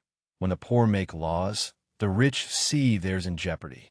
Democracy's real advantage is not to favor the prosperity of all, as is sometimes claimed, but only to serve the well-being of the greatest number. A corrupt or incompetent democratic magistrate is an isolated fact of short duration. Vices remain personal and do not form a lasting caste bond uniting rulers against the mass. Aristocratic magistrates share class interests that more often remain separate from the majority and invite them to combine across generations toward ends not always promoting the greatest number's happiness. Energy is diffused through the body politic. The people grow attached to their laws because they participate in making them. Popular beginning confers unusual strength upon legislation, even when it damages wisdom. Once a whole nation will emerges, imagination that would contest it is somehow overwhelmed. Every American discovers a personal interest in obedience. Today's minority may be tomorrow's majority. Respect for the lawgivers will become a contract to which he is a party. One never sees in America an agitated crowd regarding the law as hostile. Classes demonstrate paternal affection for legislation. The wealthy alone, inverted from Europe's ladder, distrust the lawmaker. Yet the same reason that prevents trust also prevents defiance. They do not make the law because they are rich, and because of wealth they do not violate it. In civilized nations, generally only those with nothing to lose revolt. People obey not merely because they made the law, but because they can alter it if it harms them. A self-imposed evil that is always temporary. Next to the general conception of virtue, Tocqueville knows none finer than that of rights. Virtue applied to politics, by whose light each man achieves independence without arrogance and obedience without humiliation. No great man exists without virtue, no great nation without respect for rights. One might almost say there is no society without such respect, for what gathering of rational beings have you where force is the sole bond? Rights are taught by peaceful use. What a child does with toys, later a man does with belongings. American democracy multiplies such small schools of right. Public spirit and the idea of rights grow with the exercise of rights. Democracy continually reminds each citizen that he needs his fellows. Harder still to imagine than American freedom or equality is the political activity reigning in the United States, a continuous fever of which legislative agitation is only one episode. Set foot in America and you find tumult. Improvement and progress are all that matter, whereas in unfree countries all is calm and stillness that often masks lesser prosperity. Political agitation spreads to civil society. American industrial activity stems in part from this cause. It is not the elected official who produces prosperity, but the fact that the official is elected. Free institutions and political rights provide 1,000 reminders that each lives in society, impressing duty as well as self-interest until calculation becomes instinct and the habit of serving fellow citizens takes root. Material prosperity advances by jerks and short-lived efforts rather than European administrative continuity. Yet the sum of those jerks exceeds what prefects achieve for a people taught to wait. The forensic balance is already struck before the darker chapters. Equality energizes and attaches before it oppresses. Nothing is more fertile in wondrous effects than the art of being free, Tocqueville insists, but nothing is harder than freedom's apprenticeship, and tyranny often advertises itself as the cure of all sufferings. Those states where citizens have enjoyed rights longest still know best how to use them. The common man granted political rights stands at first like a robust child before nature. American democracy multiplies small schools of right until obedience without humiliation and independence without arrogance become habits. Against Europeans who treat equality as first evil and freedom as next, the advantages chapters already reply that equality's energy is real, before the majority chapters reveal how that same energy can fence thought and crush without hearing. Quote, "Nothing is more fertile in wondrous effects than the art of being free, but nothing is harder than freedom's apprenticeship. The same is not true of tyranny, which often advertises itself as the cure of all sufferings, the supporter of just rights, the upholder of the oppressed, and the founder of order. Tyranny of the majority.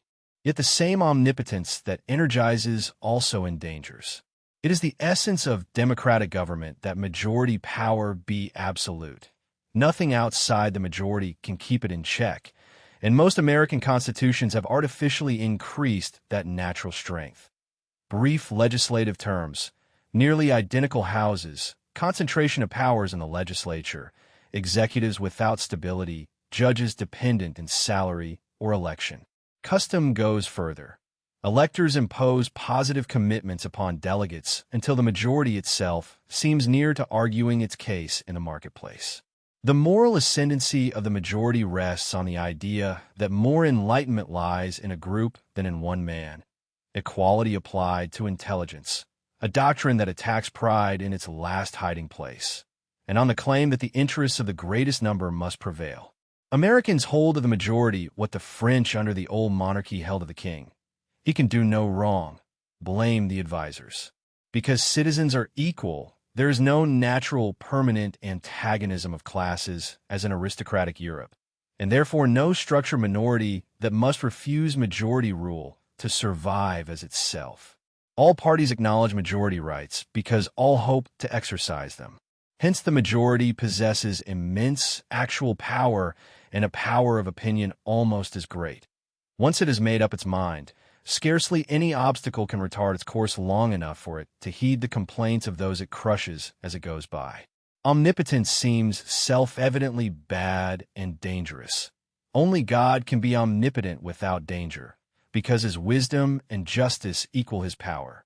Tocqueville's main complaint against American democracy is not weakness, as many Europeans claim, but irresistible strength. Not extreme freedom, but the shortage of any guarantee against tyranny. When a man or a party suffers injustice, to whom can he turn? Public opinion forms the majority.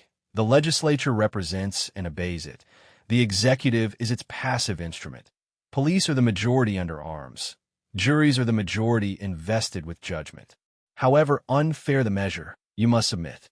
Legislative and administrative instability natural to democracies increases when legislators change annually and wield almost limitless power.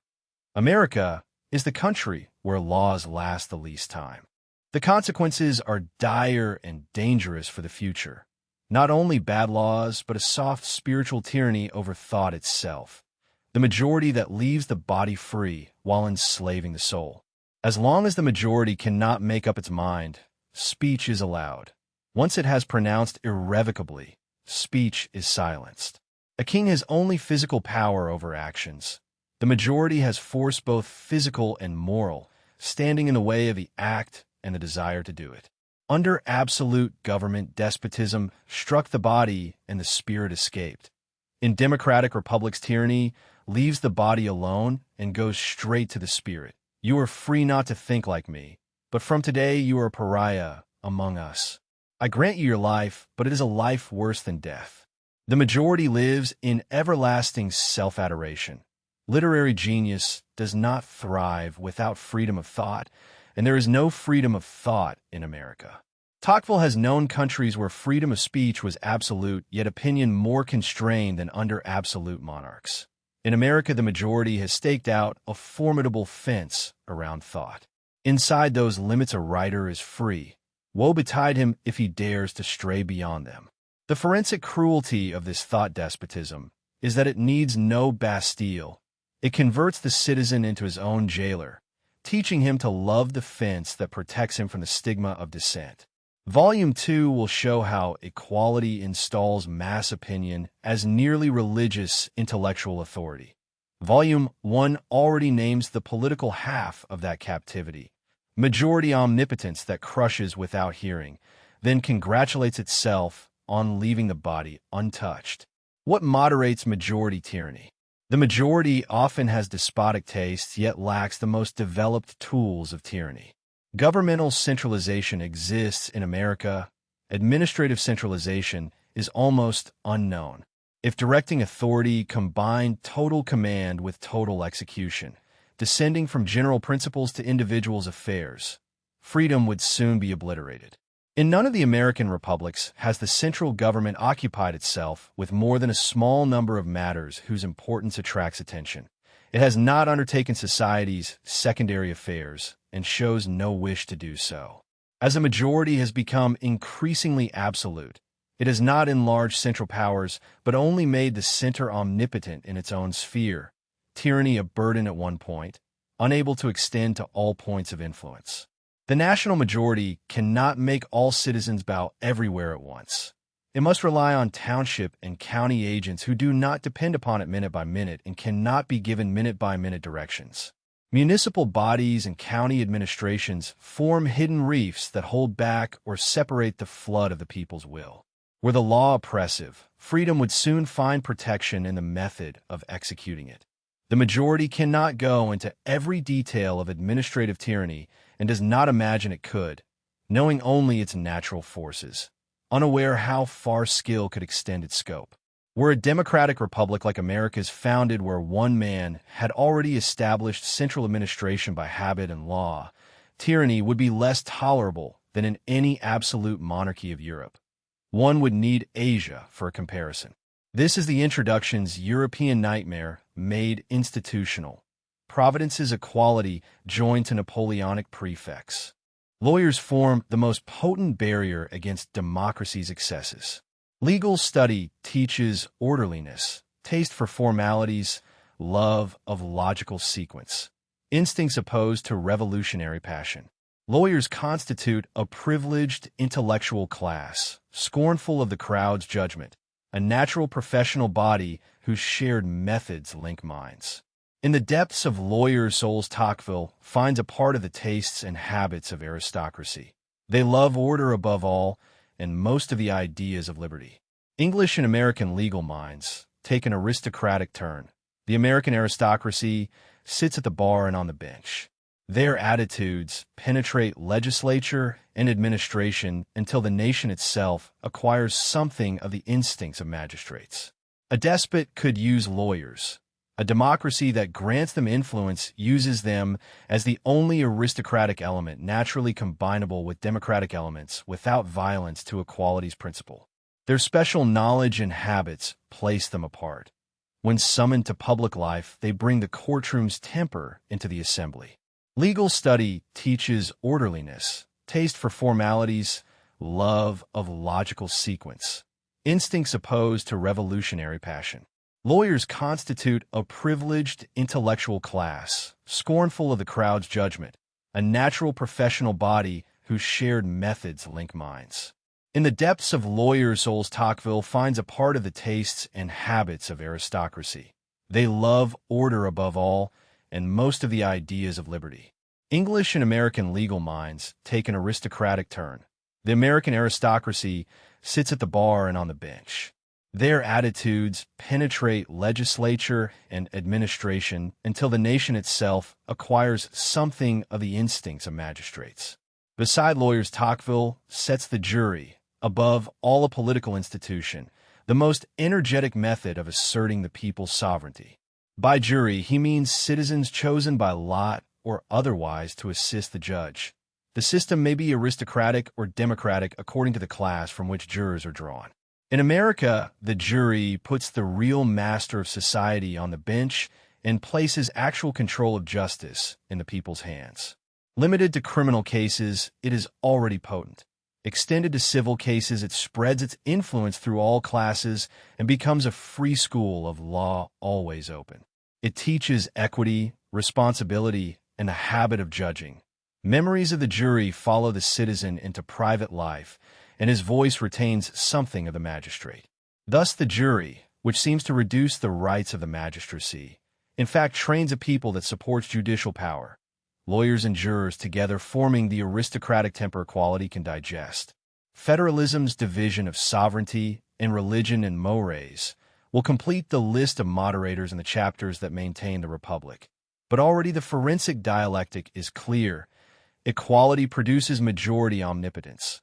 Liberty survives only where execution is fragmented and an aristocracy of the robe, joined to a people schooled on juries, checks the passions of numbers.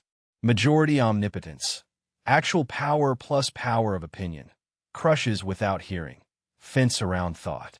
Administrative reefs, townships and counties slow the flood of popular will. Lawyers and jury, aristocracy of the robe and popular school of justice as counterweights. Quote, The vices and weaknesses of democratic government are easy to see. They can be proved by obvious facts, whereas its beneficial influence works in an imperceptible and almost hidden way. A single glance allows us to detect its faults, whereas its qualities are revealed only in the long term. Democratic laws generally tend toward the good of the greatest possible number, for they stem from the majority of all the citizens. A majority, which may be in error, but which could not follow a path contrary to its own interests. Quote, when it has once made up its mind over a question, there are, so to speak, no obstacles which might, I will not say halt, but even retard its onward course long enough to allow it time to heed the complaints of those it crushes as it goes by.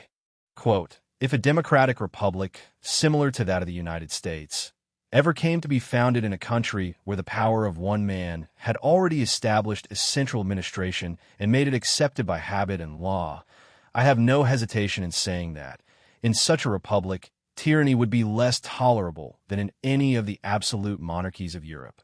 Quote, I know of no country where there is generally less independence of thought and real freedom of debate than in America. In America, the majority has staked out a formidable fence around thought. Inside those limits, a writer is free, but woe betide him if he dares to stray beyond them. Quote, no longer does the master say, you will think as I do, or you will die. He says, you are free not to think like me. Your life, property, everything will be untouched, but from today you are a pariah among us. 3 factors contribute more than all others to maintaining a democratic republic in the New World. The federal system, which lets the Union profit from the strength of a large republic and the security of a small one. Municipal institutions, which temper majority tyranny, while giving the people taste for freedom and skill to achieve it. Judicial power, which corrects democracy's excesses and slows the majority without ever stopping it altogether. Yet laws alone do not suffice. Tocqueville has already walked these roads. A few lines of repetition must be enough, he says, and then makes customs the true climax. If the book has not convinced the reader that practical experience, behavior, opinions, American customs, maintain the laws, he has failed his main objective. Europeans exaggerate geography's influence and legislations. They understate habits of the heart. The American has always seen orderliness and public prosperity linked and marching in step. He cannot imagine them apart, and therefore has nothing to unlearn of the European lesson that freedom and order can divorce.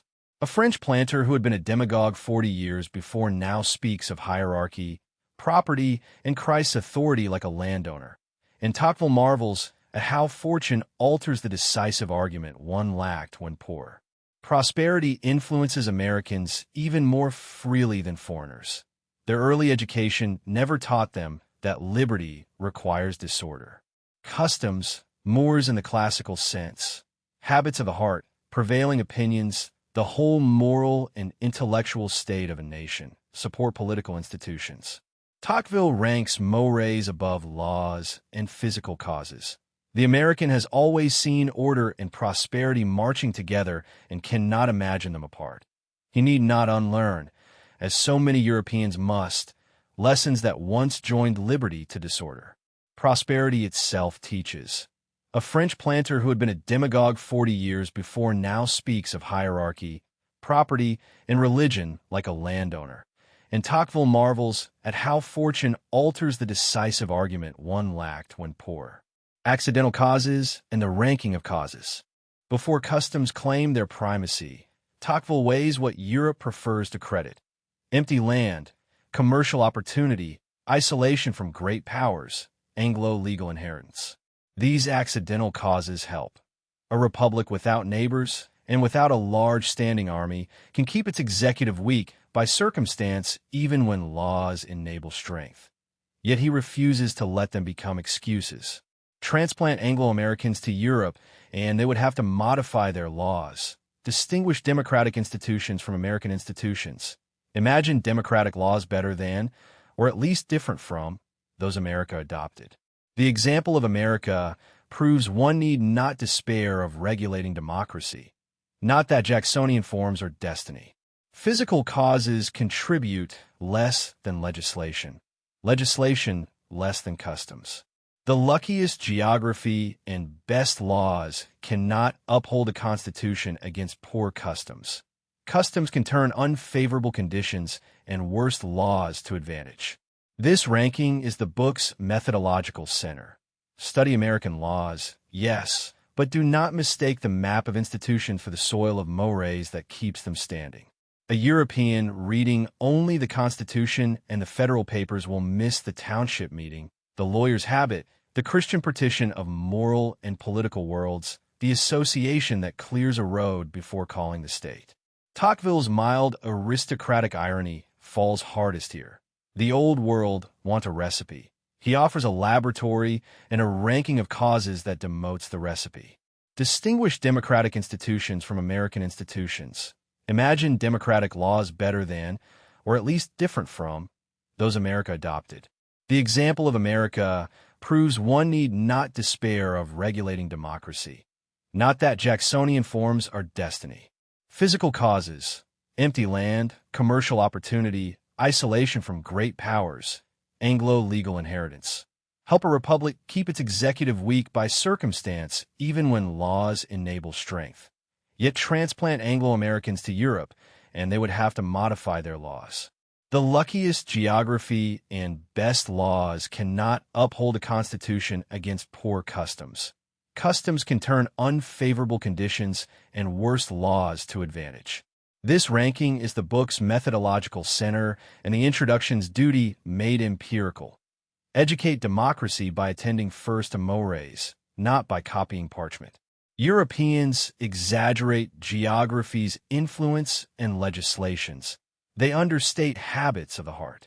The American has always seen orderliness and public prosperity linked and marching in step. He cannot imagine them apart, and therefore has nothing to unlearn of the European lesson that freedom and order can divorce. Religion, education, and the habits of liberty. Religion, considered as a political institution, powerfully maintains the republic. English America was peopled by men who, having shaken off the Pope, brought a Christianity Tocqueville can only call democratic and republican. Politics and religion agreed from the start. Alongside every religion lies some political opinion linked by affinity. If the human mind follows its bent, it will regulate the city of God and political society in the same uniform manner and seek to harmonize earth and heaven. About 50 years before Tocqueville wrote, Ireland began pouring Catholics into the United States. American Catholicism made converts. More than 1 million Romans already professed in the Union. These Catholics display firm loyalty and fervent zeal, and yet form the most republican and democratic class. Beneath the priest all are equal, dogma levels learned and ignorant.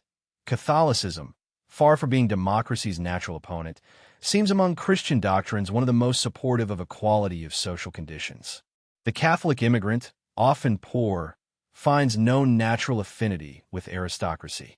Tocqueville does not confuse clerical politics with religion's civil effect.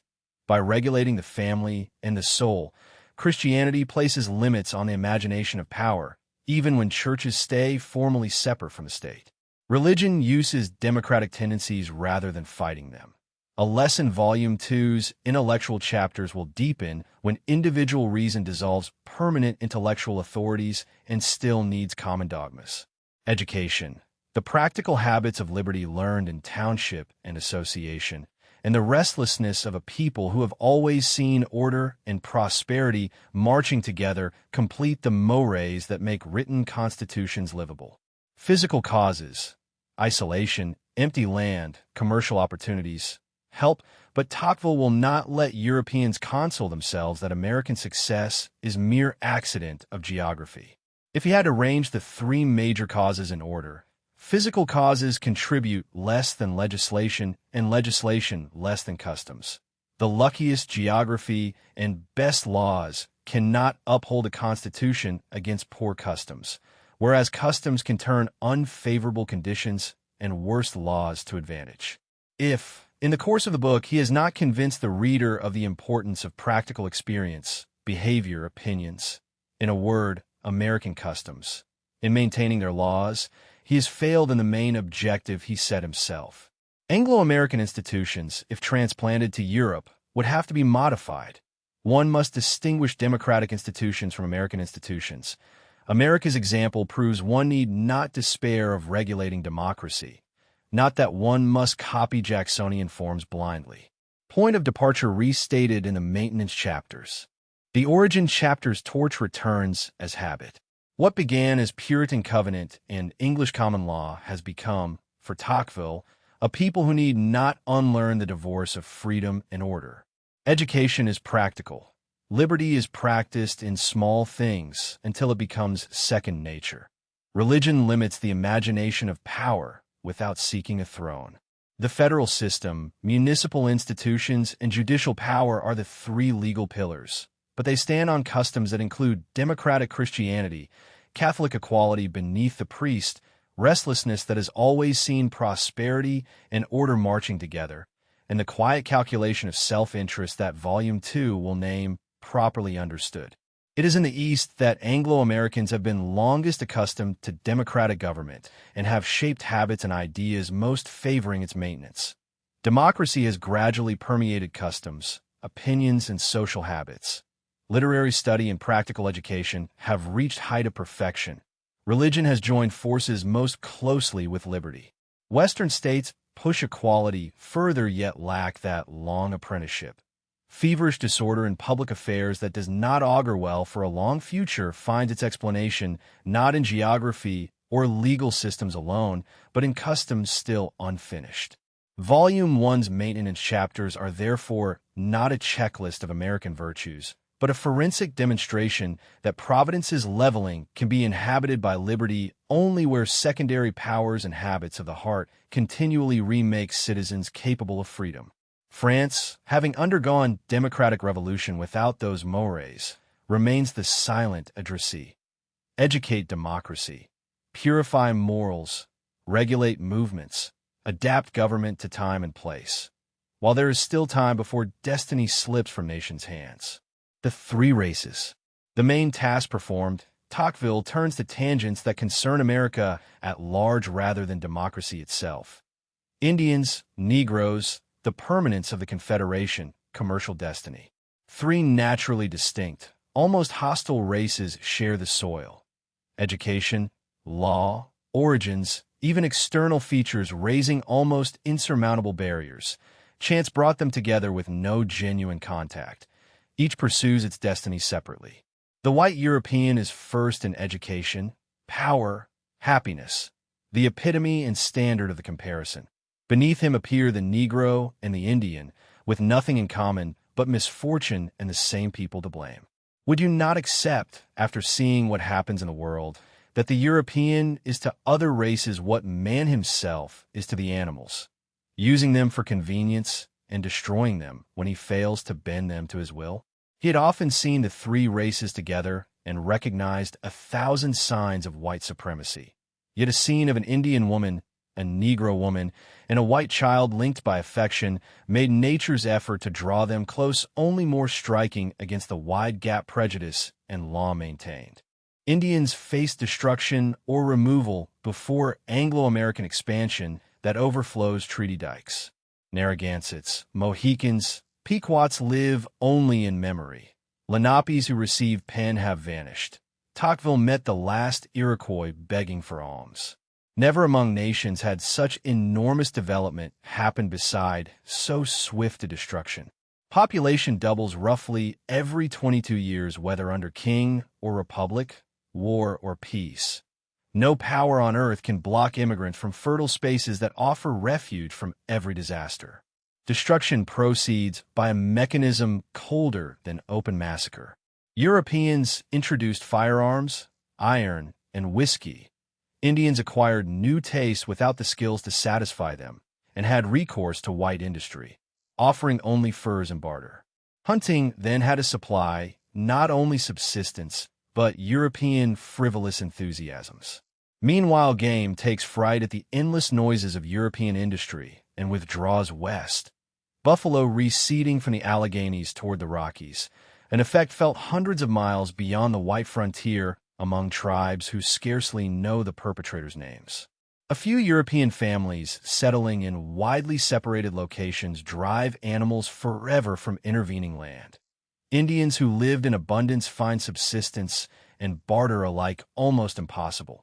They roam like hungry wolves through deserted forests until patriotism itself yields, and they follow disappearing tracks of elk and beaver.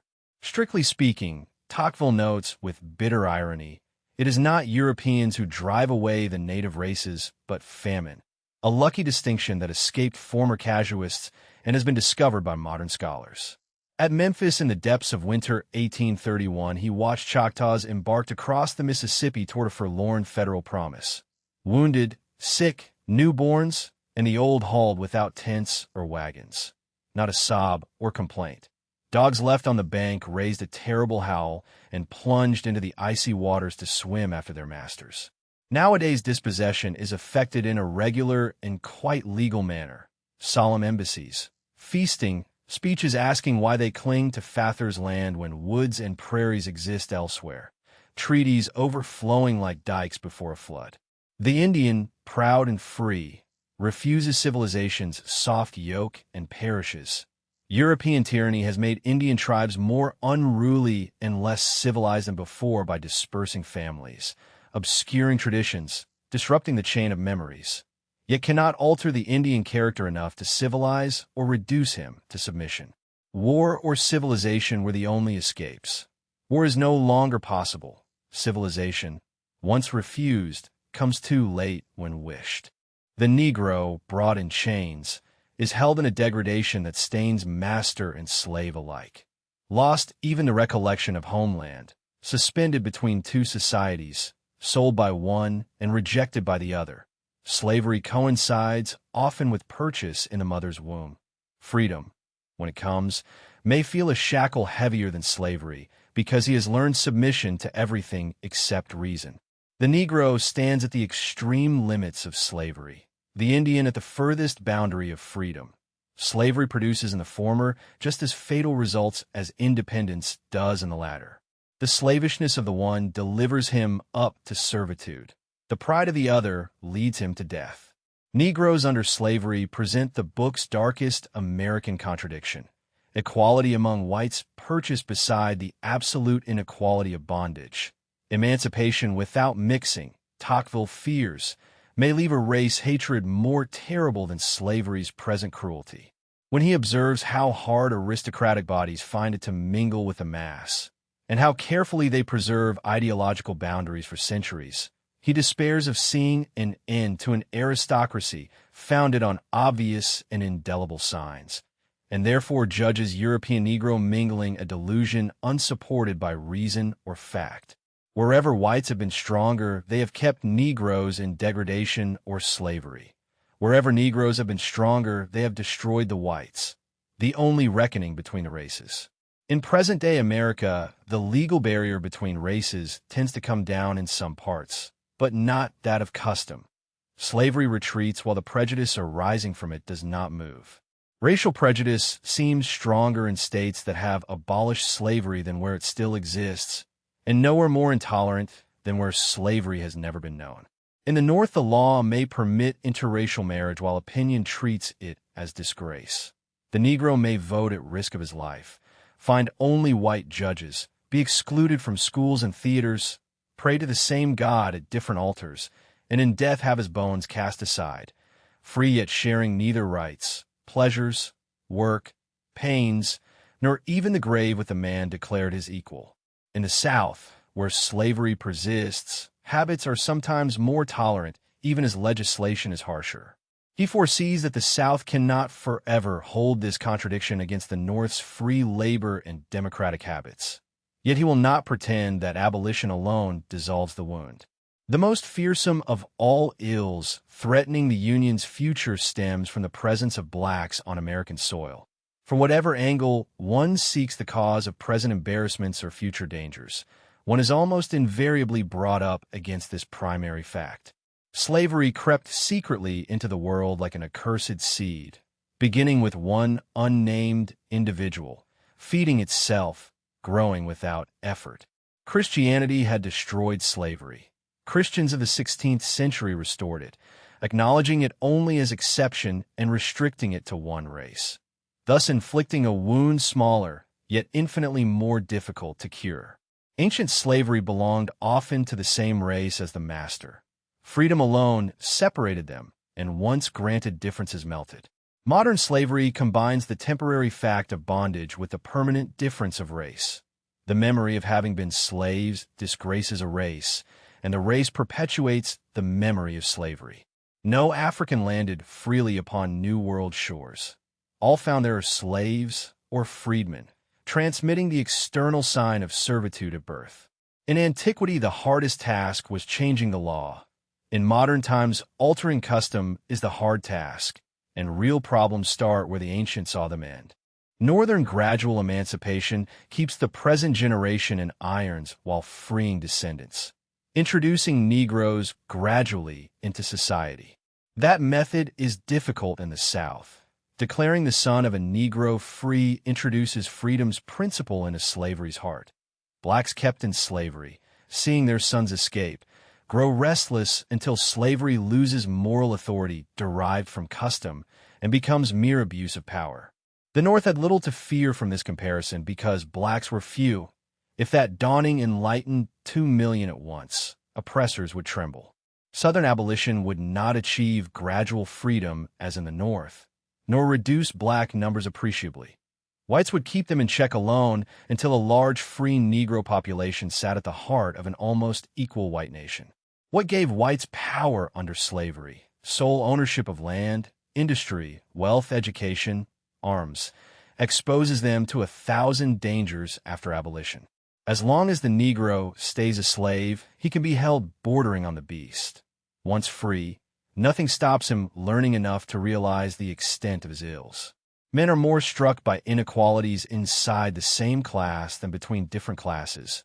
Slavery is understood, but how allow millions of citizens beneath eternal shame and hereditary wretchedness? Once whites and emancipated Negroes are placed upon the same land like two alien nations, only two possibilities exist: blend completely or part. And Tocqueville does not think the races will ever live on equal footing in any country, least of all under American democracy. The Spanish, using unparalleled atrocities, failed to exterminate the Indian race or prevent them sharing rights.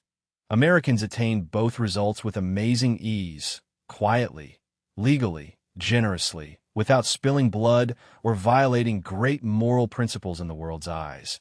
Men could not be destroyed with more respect for the laws of humanity. The chapter is not a digression from democracy, but democracy's limit case. The doctrine of equal conditions stops at the color line, and the Union's future is entangled with that refusal. On the permanence of the Union, he is measured. Common interests and habits bind. Slavery and size threaten. Commercial destiny pulls the nation westward with a force laws scarcely govern. Americans have much more to expect and fear from the state than from a union. Habits and feelings harmonize with self-interest in attaching them more closely to regional government that regulates rights, safeguards property, and protects life within reach of a raised voice, while the federal government watches general concerns that impinge less immediately on individual happiness. Union undertakings are grand, but rare. Regional government performs smaller tasks constantly.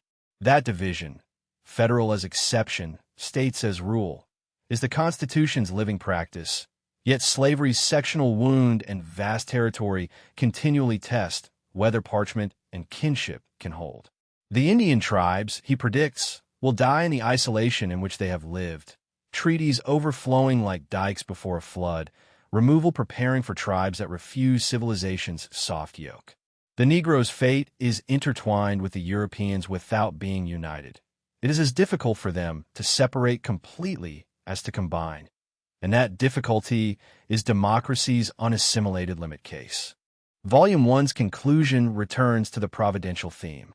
Anglo-American expansion appears inevitable. Fragmentation, war, even tyranny may retard but cannot prevent destiny. Population doubles roughly every 22 years under king or republic, war or peace. Immigrants pour toward fertile spaces that offer refuge from every disaster. treaty dikes overflow. Commercial destiny pulls westward faster than laws can follow. The Union's permanence remains entangled with slavery's wound and with size's ambition. A vast republic that federalism alone makes possible and that state pride continually threatens. Tocqueville's measured hope is not that parchment will hold forever, but that customs taught in township and tempered by courts may continue to give parchment something living to record. The forensic close of the first volume is double and deliberately unresolved. America shows how equality may live with liberty through laws and mores, federalism combining large and small republics, townships teaching freedom, courts and lawyers tempering numbers, religion partitioning moral obedience from political agitation, associations recovering power without hereditary injustice. America also shows how three races on one soil and majority omnipotence threaten the very freedom the township taught. A people that fences thought while leaving the body free. A democracy of whites purchased beside bondage and removal. A union whose permanence is entangled with slavery's wound and size's ambition. Volume 2 will leave institutions to follow equality into the mind and the heart, and into a despotism that has no ancient name.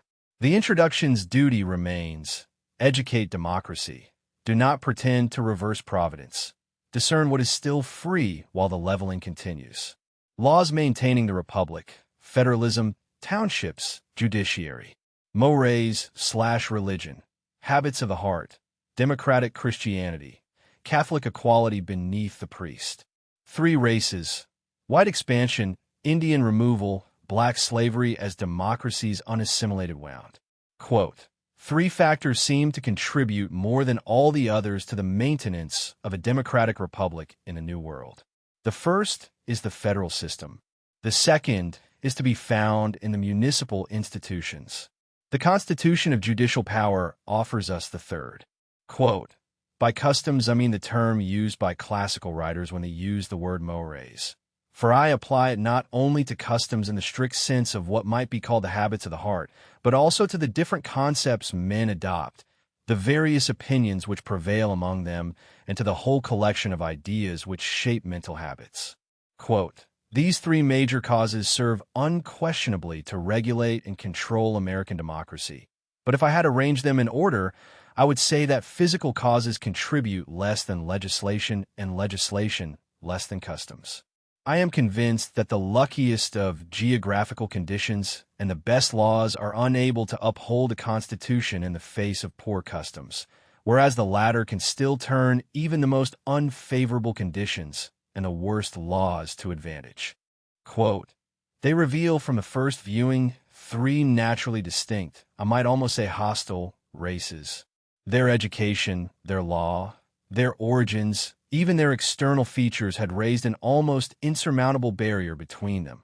Chance has brought them together on the same soil, but has joined them together with no genuine contact, so that each race pursues its destiny separately.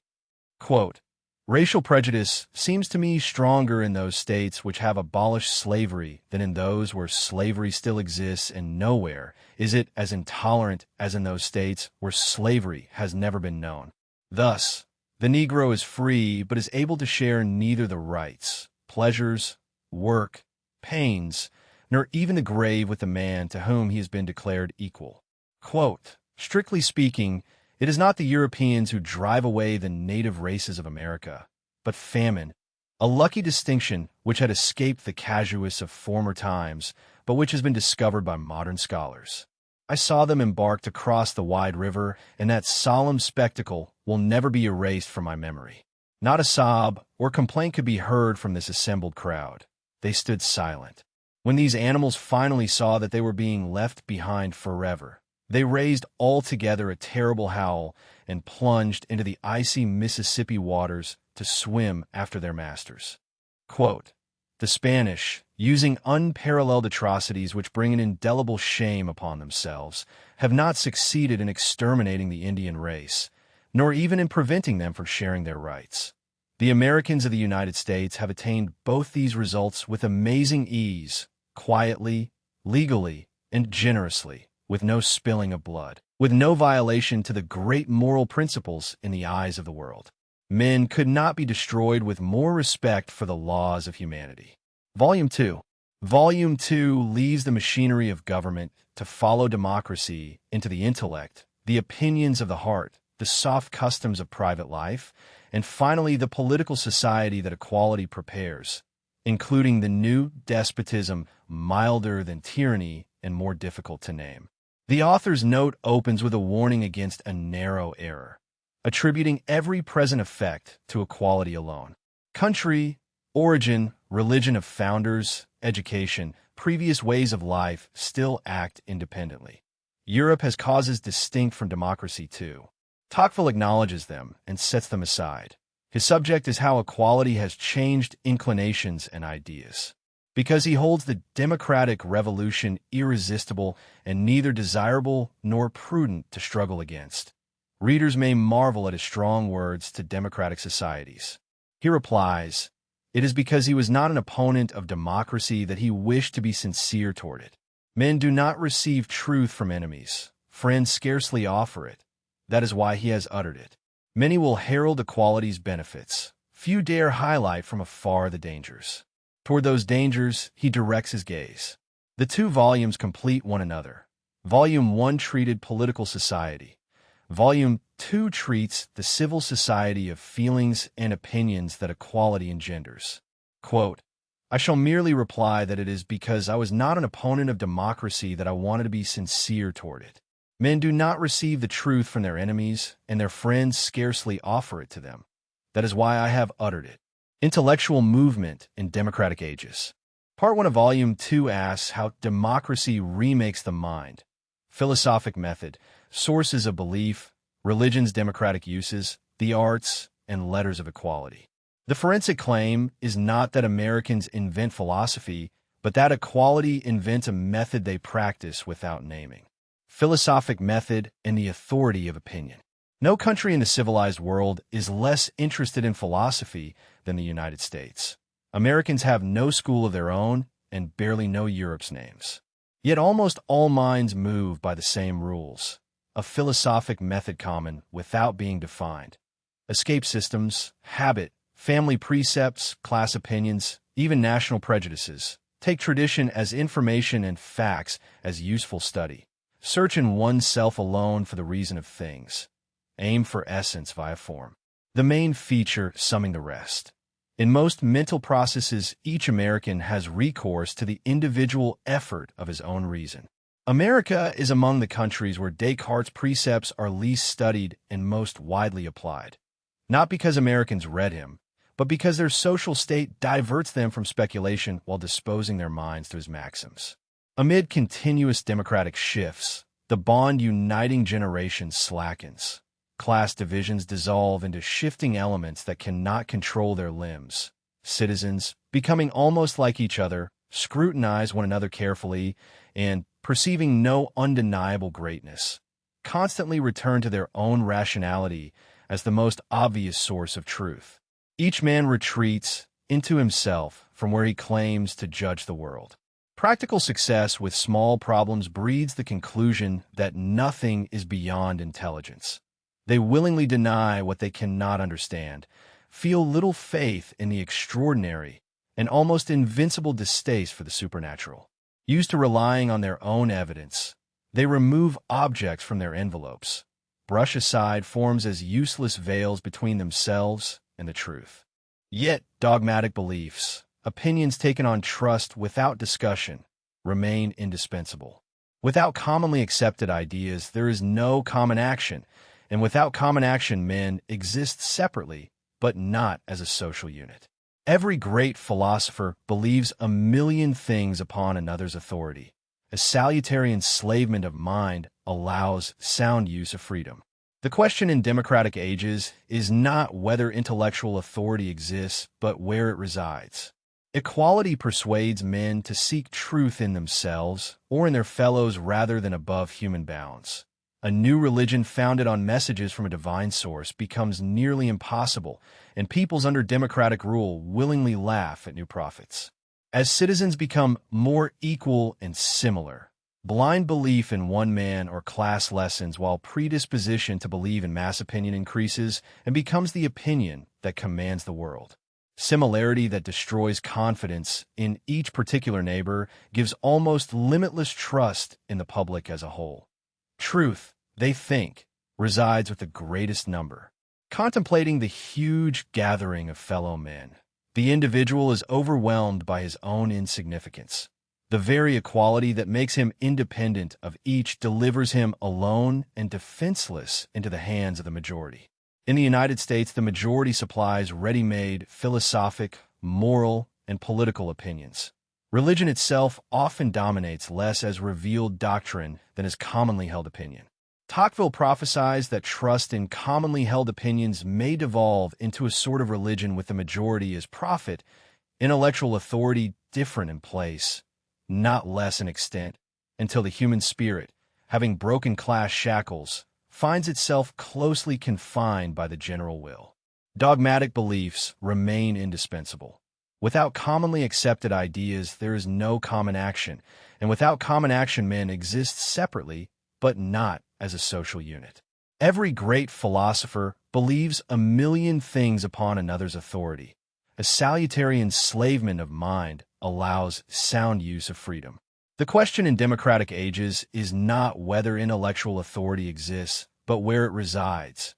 And equality, having dissolved confidence in particular neighbors, installs almost limitless trust in the public as a whole. Contemplating the huge gathering of fellow men, the individual is overwhelmed by his own insignificance. The very equality that makes him independent of each delivers him alone and defenseless into the hands of the majority. Volume 1's fence around thought thus finds its intellectual etiology. Majority tyranny of opinion is not only political intimidation, but the philosophic method equality spontaneously invents when each mind retreats into itself and then discovers that the crowd is the only remaining court of appeal. American philosophic method. Individual reason as court of last resort. Descartes without Descartes. Tradition as information only. Majority as intellectual authority. Equality dissolves personal authorities and installs mass opinion as nearly religious guide. Quote, "To escape the spirit of systems, the yoke of habit, the precepts of family, the opinions of class, and to a certain extent, the prejudices of nation.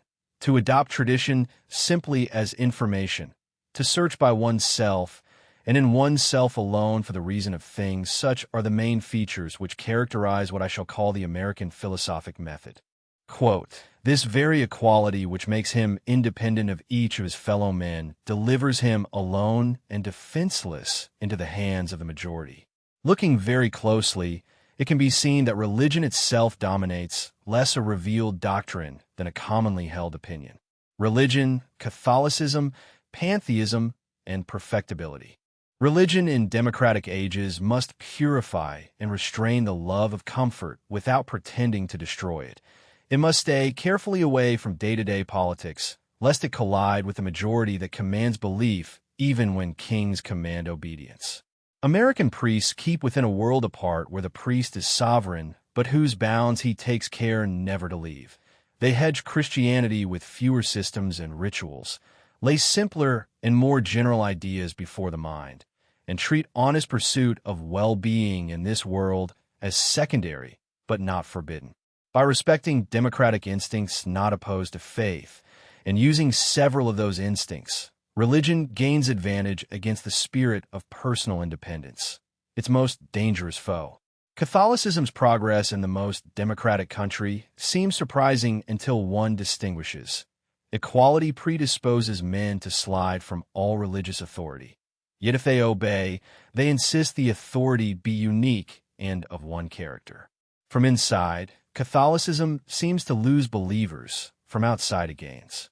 Present-day men, little inclined to belief, once they take up religion, encounter a hidden instinct driving them toward Catholicism's unity. Descendants, Tocqueville suspects, will tend to divide into those leaving Christianity entirely and those embracing Rome. Pantheism progresses in Europe's philosophy and literature because democratic taste for general ideas dissolved individuals into one great whole. A philosophic temptation equality fosters. Indefinite perfectibility becomes the democratic idea of man. Each generation believes itself able to remake human nature without limit, a proud democratic idea that flatters equality by refusing any fixed ceiling on human improvement, yet risks dissolving the very limits religion must keep if comfort is not to become the only horizon.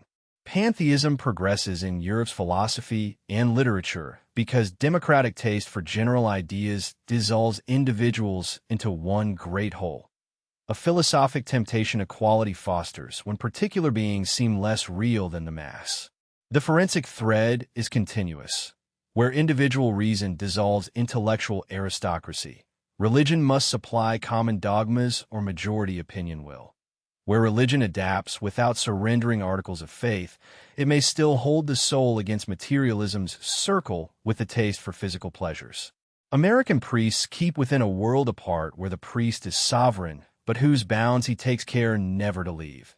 They hedge Christianity with fewer systems and rituals, lay simpler and more general ideas before the mind, and treat honest pursuit of well-being in this world as secondary but not forbidden. By respecting democratic instincts not opposed to faith, and using several of those instincts, religion gains advantage against the spirit of personal independence, its most dangerous foe. Catholicism's progress in the most democratic country seems surprising until one distinguishes. Equality predisposes men to slide from all religious authority. Yet if they obey, they insist the authority be unique and of one character. From inside, Catholicism seems to lose believers. From outside, it gains. Religion as democratic resource, common dogmas, clergy outside politics, comfort purified rather than forbidden. Catholic unity/pantheism/perfectibility, equality's twin poles, toward one authority, toward dissolving the individual into the whole, toward endless remaking of man. Quote, so it is that by respecting all democratic instincts which are not in opposition to it, and by using the support of several of these instincts, religion succeeds in gaining advantage in the struggle against the spirit of personal independence, which is the most dangerous foe of all. Sciences, arts, and literature under equality. Americans prefer the practical to the theoretical sciences, applications that pay, not pure speculation that requires leisure aristocracies alone reliably supply. Equality multiplies mediocre talents and rare geniuses together. Each man cultivates what serves his fortune. Pure theory waits upon accident or foreign importation. The desire to use knowledge is not the same as the desire to know. Tocqueville distinguishes the commercial passion for useful truth from that rare, burning, disinterested passion which kindles in a few and leads toward abstract springs without ever reaching final satisfaction. If Pascal had aimed only at profit or glory, Tocqueville cannot think he would have torn his soul from life's concerns to die of old age before 40 in pursuit of the Creator's hidden secrets. Whether such rare creative passions are born as readily in democratic as in aristocratic societies, he can hardly believe. Aristocratic classes that control opinion conceive a proud image of man and set splendid goals. They commit tyrannical and cruel acts, yet rarely entertain ignoble thoughts, scorning petty pleasures, even while enjoying them. Democratic minds, leveled and restless, brush aside forms as useless veils and demand of science what pays today. They cultivate arts in a commercial spirit, erect both insignificant monuments and very grand ones, the capital beside the temporary wooden dwelling, because democratic ambition swings between petty vanity and the wish to astonish by size. Conditions of a nation and the genius of its writers are always closely linked. Whoever knows one is never completely unaware of the other. Democracy not only introduces the taste for literature to the working classes, it brings the working spirit into the heart of literature. In aristocracies, readers are fastidious and few. In democracies, they are infinitely more numerous and more easily satisfied. Among aristocratic nations, no one hopes to succeed without huge efforts that gain fame without much money. With democratic nations, a writer may flatter himself that he can gain cheaply a modest reputation and great wealth. He need not be admired, only popular. The ever-growing crowd and continuous need for something new ensure the sale of books no one much esteems.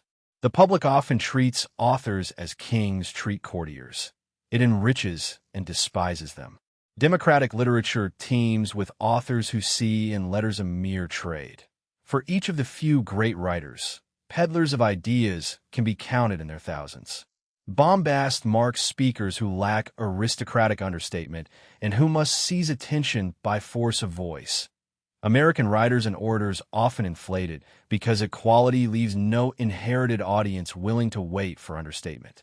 Historians in democratic ages attribute events to general causes rather than great individuals.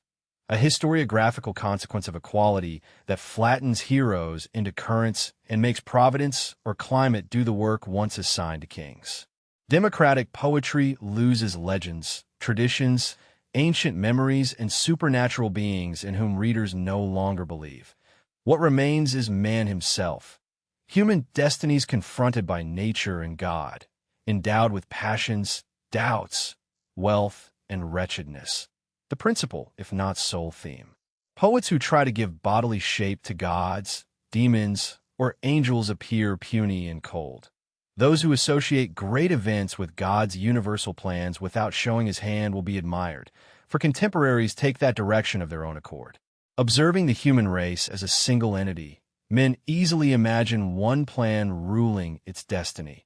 Nations themselves grow alike and combine to represent one vast democracy where each citizen is a nation.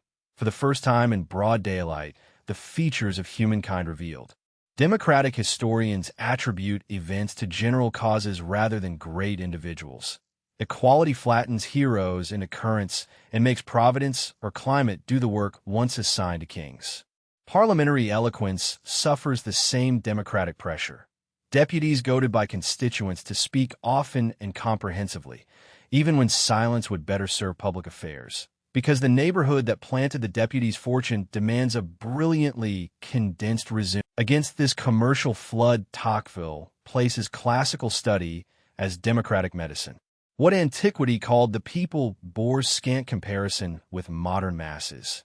Athens, with universal suffrage, was still an aristocratic republic of some 20,000 citizens amid hundreds of thousands of slaves. Rome's patrician-plebeian struggle was an internal quarrel within one aristocratic family. Books were scarce and expensive. Literature concentrated in a small elite that never treated letters as industry. Ancient writings, therefore, exhibit admirable skill and care in details, always aimed at the connoisseur, constantly seeking an ideal of beauty, qualities naturally missing from democratic writers. No literature is better suited for study in democratic times to combat inherent deficiencies. Yet such study must not be universal. Persistent classical education alone, in a society where everyone struggles to increase or preserve wealth, would produce sophisticated but dangerous citizens whose needs the social state prompts daily and education never satisfies, disrupting the state in the name of Greeks and Romans instead of enriching it with industriousness. Mass education should be scientific, commercial, and industrial. Greek and Latin belong in a few first-rate universities for those destined by endowment or wealth to cultivate literature, not in numerous poor colleges where badly taught superfluous studies obstruct necessary ones. All who would excel in letters in democratic nations should take frequent nourishment from the classics, a healthy regime that supports them just where they are likely to fall down. Greek and Latin should not be taught in all schools, but those destined by natural endowment or wealth to cultivate or appreciate literature should find schools where they can achieve complete proficiency in classical literature and deeply imbibe its spirit. A few first-rate universities would be more effective than numerous poor colleges where badly taught and superfluous studies obstruct the establishment of necessary ones. Mass education should be scientific, commercial, and industrial rather than literary. Individual interest and the security of the state insist upon it. while classical study remains the medicine of the few who would write against democratic haste. Part 1 thus closes as the intellectual portrait of equality. Cartesian method without Descartes, faith without hierarchy of birth, culture without leisure class. Minds free of inherited authorities and newly exposed to the pressure of the crowd, yet still capable of being schooled against their own haste. Theater in democratic ages grows more striking, common, and truthful as audiences enjoy the muddle of social conditions they see every day. Democracy casts doubt upon canons of taste and replaces them by the whim of each author and each public. Plays for the ear, not for reading, wanting emotion more than literature. Americans display these instincts yet still show reluctance to indulge theatrical amusement in great numbers. Another sign that democratic culture arrives unevenly: commercial literature ahead of theater, practical science ahead of pure theory. Practical over theoretical. Equality multiplies applied science and rare genius. Disinterested passion for truth remains aristocratic scarcity. Literature industry. Democratic public enriches and despises authors. Popularity without admiration. Classics as antidote for the few.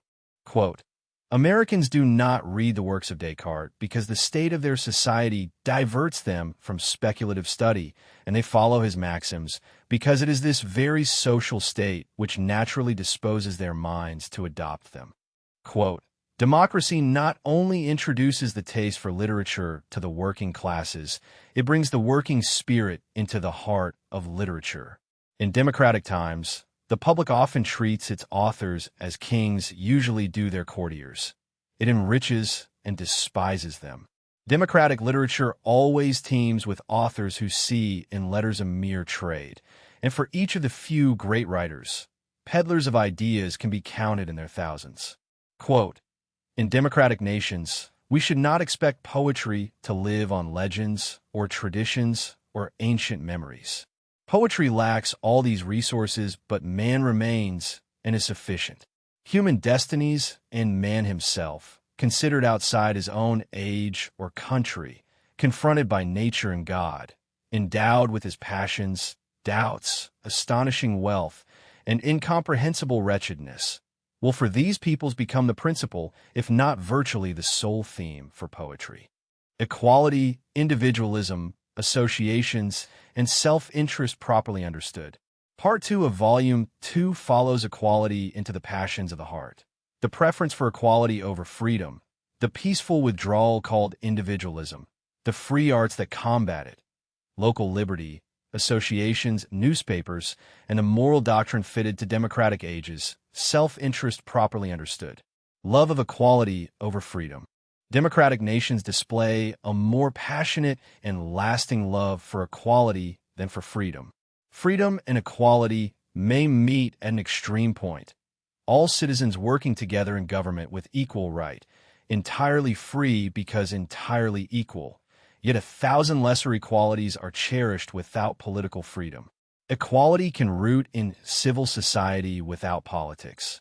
A sort of equality can even exist under one master who appoints agents equally from all. Taste for freedom and taste for equality are different things and, in democracies, unequal. Freedom has appeared under many social states. It is not democracy's distinctive mark. The special fact of democratic centuries is equality of conditions. The main passion is love of that equality. Men will endure poverty, subjection, barbarism, rather than aristocracy. They want equality in freedom, and if they cannot obtain that, they still want equality in slavery. The charms of equality are felt every day and by every man. The evils of extreme equality appear gradually and strike only a few at first. Political freedom grants exalted pleasures at intervals and demands sacrifices. Equality's pleasures are freely on offer. At the moment when an old aristocracy is overturned, men pounce on equality as on a booty. The passion sinks into every corner of the heart and becomes almost deaf to warnings about freedom. In Europe, absolute monarchs worked hardest to level. Equality preceded liberty and became an established fact before liberty was understood. Left to themselves, Democratic peoples seek equality out, become enamored of it. Nowadays, freedom cannot take hold without equality, and despotism itself cannot reign without it. The forensic cruelty of this preference is that it looks like justice while preparing guardianship. Each day's small pleasure of leveling outruns the intermittent, costly joy of self-government, until a people that would die rather than submit to a lord will cheerfully submit to an equalizing master who promises order and comfort. Volume 1 planted this fork in the road beside popular sovereignty. Part 2 now names it as the democratic heart's master passion, and the covert route to soft despotism begins here, in a love that outruns liberty without noticing the exchange. Quote, they want equality and freedom, and if they cannot obtain that, they still want equality in slavery. Quote, freedom has appeared in the world at different times and under various forms. It has not been exclusively linked to democratic social conditions and is found elsewhere. It cannot therefore be asserted that a democratic state of society is necessary for the existence of freedom. Democratic nations have a natural taste for freedom. Left to themselves, they seek it out, become enamored of it, and suffer if deprived of it. But for equality, they have an ardent, insatiable, everlasting, and invincible passion. They want equality and freedom, and if they cannot obtain that, they still want equality in slavery. They will suffer poverty, servitude, and barbarism, but they will not suffer aristocracy, individualism, and free institutions.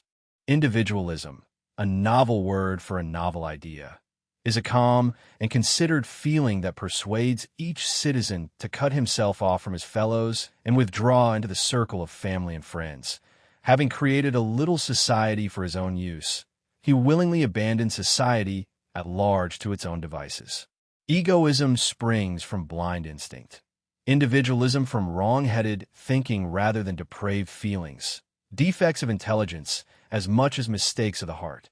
Egoism blights every virtue's seeds. Individualism first dries up only the source of public virtue, then in the longer term attacks the others and merges with egoism. Egoism is as old as the world. Individualism is democratic in origin and threatens to grow as conditions become equal. Aristocratic nations bind generations as contemporaries. A man knows his ancestors and already sees his great-grandchildren. Class becomes a kind of homeland more cherished than the country at large. Each perceives someone above whose protection is necessary and someone below whose cooperation he may claim. Democracy breaks the long chain from peasant to king and separates all the links. New families constantly emerge from oblivion while others fall away. The thread of time is ruptured. Only those nearest are of concern. Men neither rich nor powerful enough to influence fellows, yet able to satisfy their own needs, owe nothing to anyone and expect nothing. They willingly imagine destiny entirely in their own hands. Democracy makes men forget ancestors, hides descendants, keeps them apart from fellows, and threatens finally to imprison them in the isolation of their own hearts.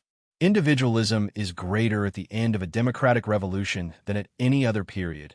New independents drunk with power, old leaders feeling alien, former inferiors walking beside former superiors with fear mixed with triumph.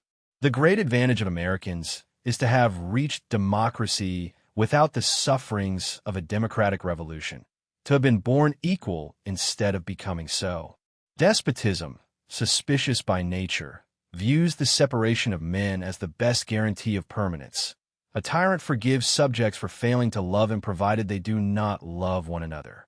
The vices fostered by tyranny are exactly those supported by equality, complementary and mutually supportive with fatal results. Against this, Americans exploit liberty.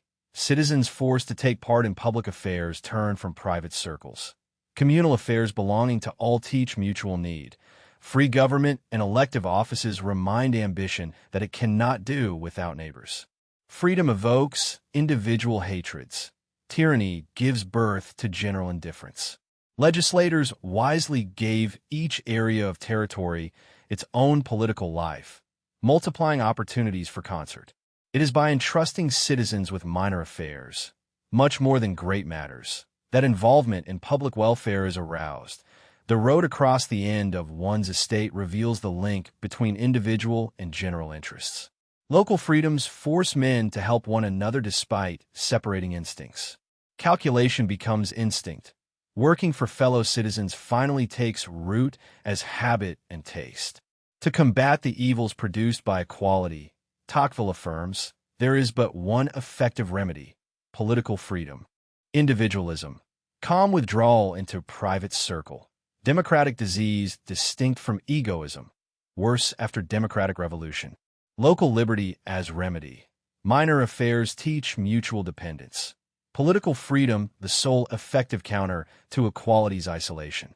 Quote, individualism is a calm and considered feeling which persuades each citizen to cut himself off from his fellows and to withdraw into the circle of his family and friends in such a way that he thus creates a small group of his own and willingly abandons society at large to its own devices.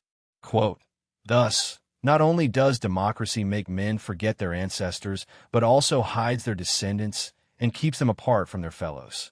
It constantly brings them back to themselves and threatens in the end to imprison them in the isolation of their own hearts. Associations, newspapers, and civil life. Among democratic nations, all citizens are independent and weak. They can achieve almost nothing by themselves, and none could force his fellows to help him. They sink into impotence if they do not learn to help each other voluntarily. Aristocracies contain powerful citizens who are permanent, compulsory associations of dependence. Democratic citizens must invent voluntary concert. The English perform great things as individuals. Americans scarcely undertake a minor initiative without associating. As soon as several inhabitants share an opinion, they seek each other out and unite, becoming a power seen from afar. The temperance pledge of 100,000 men, which first seemed a joke, is the democratic analog of a nobleman dressing plainly to inspire contempt for luxury. In France, each would have petitioned government to watch the taverns. Knowledge of how to form associations is the mother of all knowledge in democratic countries. The skill of association must develop at the same speed as equality of conditions, or civilization itself is in danger. Government cannot substitute for the countless small enterprises citizens carry out daily. The more it replaces associations, the more individuals need government as they lose the idea of association, an endless vicious circle. Reciprocal influence of men upon each other renews opinions and enlarges hearts. Associations alone create that influence artificially where equality has swept away powerful individuals. Newspapers place the same thought at the same moment into 1,000 minds, an advisor one need not seek out. As men become more equal and individualism more of a menace, newspapers are more necessary. They sustain civilization. In democracies, large numbers who want to associate cannot find each other, puny and lost in the crowd. A newspaper publishes the opinion that occurred simultaneously but separately, and wandering spirits meet. Hardly any democratic association can do without a newspaper. Associations create newspapers, and newspapers create associations. America's multiplicity of newspapers owes as much to subdivision of administrative power as to press freedom. Local powers compel citizens to join forces daily and need daily delivery of news amid minor concerns. Civil associations pave the way for political ones. Political associations develop and improve civil ones. Where political association is banned, civil association is rare, not by accident. In politics, no man can fancy himself self-sufficient. The desire to form associations is daily in the forefront of minds. The temperance pledge of 100,000 men, which first seemed a joke, is the democratic analog of a nobleman dressing plainly to inspire contempt for luxury. In France, each would have petitioned government to watch the taverns. Knowledge of how to form associations is the mother of all knowledge in democratic countries. The skill of association must develop at the same speed as equality of conditions, or civilization itself is in danger. Government cannot substitute for the countless small enterprises citizens carry out daily. The The more it replaces associations, the more individuals need government as they lose the idea of association, an endless vicious circle that soft despotism will later complete. Reciprocal influence of men upon each other renews opinions and enlarges hearts. Associations alone create that influence artificially where equality has swept away powerful individuals. Newspapers place the same thought at the same moment into 1,000 minds, an advisor one need not seek out. As men become more equal and individualism more of a menace, newspapers are more necessary. Hardly any democratic association can do without a newspaper. Associations create newspapers, and newspapers create associations. America's multiplicity of newspapers owes as much to subdivision of administrative power as to press freedom. Local powers compel citizens to join forces daily and need daily delivery of news amid minor concerns. Thus, civil association paves the way for political association, and political association develops and improves civil ones. Liberty's workshop scaling from the blocked road to the National Convention. Quote, "Among democratic nations, all citizens are independent and weak. They can achieve almost nothing by themselves, and none of them could force his fellows to help him. Therefore, they all sink into a state of impotence if they do not learn to help each other voluntarily." Quote, "In democratic countries, the knowledge of how to form associations is the mother of all knowledge, since the success of all the others depends upon it. The skill of association must develop and improve among them at the same speed as the spread of the equality of social conditions." Self-interest properly understood. When a world was controlled by a few powerful and wealthy individuals, official moral doctrine advertised the glory of forgetting oneself and doing good without self-interest, like God. As imagination grows more modest and everyone more self-centered, moralists inquire whether working for the happiness of all advantages each citizen. Isolated observations become universal doctrine. Man helps himself by serving others. In the United States, the beauty of virtue is almost never promoted. It is considered useful and proved daily. American moralists dare to say that sacrifices are as necessary to the man who makes them as to those who gain. They do not deny that every man pursues self-interest. They turn themselves inside out to prove that it is in each man's interest to be virtuous. The doctrine is not new, but for present-day Americans it has been universally accepted. Popular at the root of all actions, woven into everything they say, uttered by poor and wealthy alike. In Europe, the doctrine of self-interest is much cruder, yet less widespread and less obvious. People still profess great sacrifices they no longer perform. Americans, by contrast, are delighted to explain almost all acts in the light of self-interest properly understood, showing how enlightened self-love continually leads them to help one another and devote time and wealth to the state's welfare. Tocqueville judges that in this they often do themselves an injustice, for they also yield to spontaneous impulses they prefer to attribute to philosophy rather than to themselves. Self-interest properly understood is not a sublime doctrine, but clear and unambiguous. It achieves modest aims without too much effort. Wondrously in tune with human weakness, it turns individual self-interest against itself. It does not inspire great sacrifices, but prompts daily small ones. It shapes law-abiding, sober, moderate, careful, self-controlled citizens. If it does not lead the will directly to virtue, it moves it closer through habit. Applied to religious matters, the same doctrine finds that belief serves the believer's peace and the republic's order. Another instance of calculation that may deepen into taste. Part 2 also traces the taste for material prosperity, the restlessness of democratic desire amid abundance, and the danger that materialism unites with the democratic heart's familiar defect. A vicious circle legislators must counter by lifting minds toward heaven and preserving religious roots as the most valuable bequest from aristocratic times. Belief in a spiritual and immortal principle remains indispensable to man's greatness, even when imperfectly formulated. Governments teach immortality best by acting as if they believed it themselves.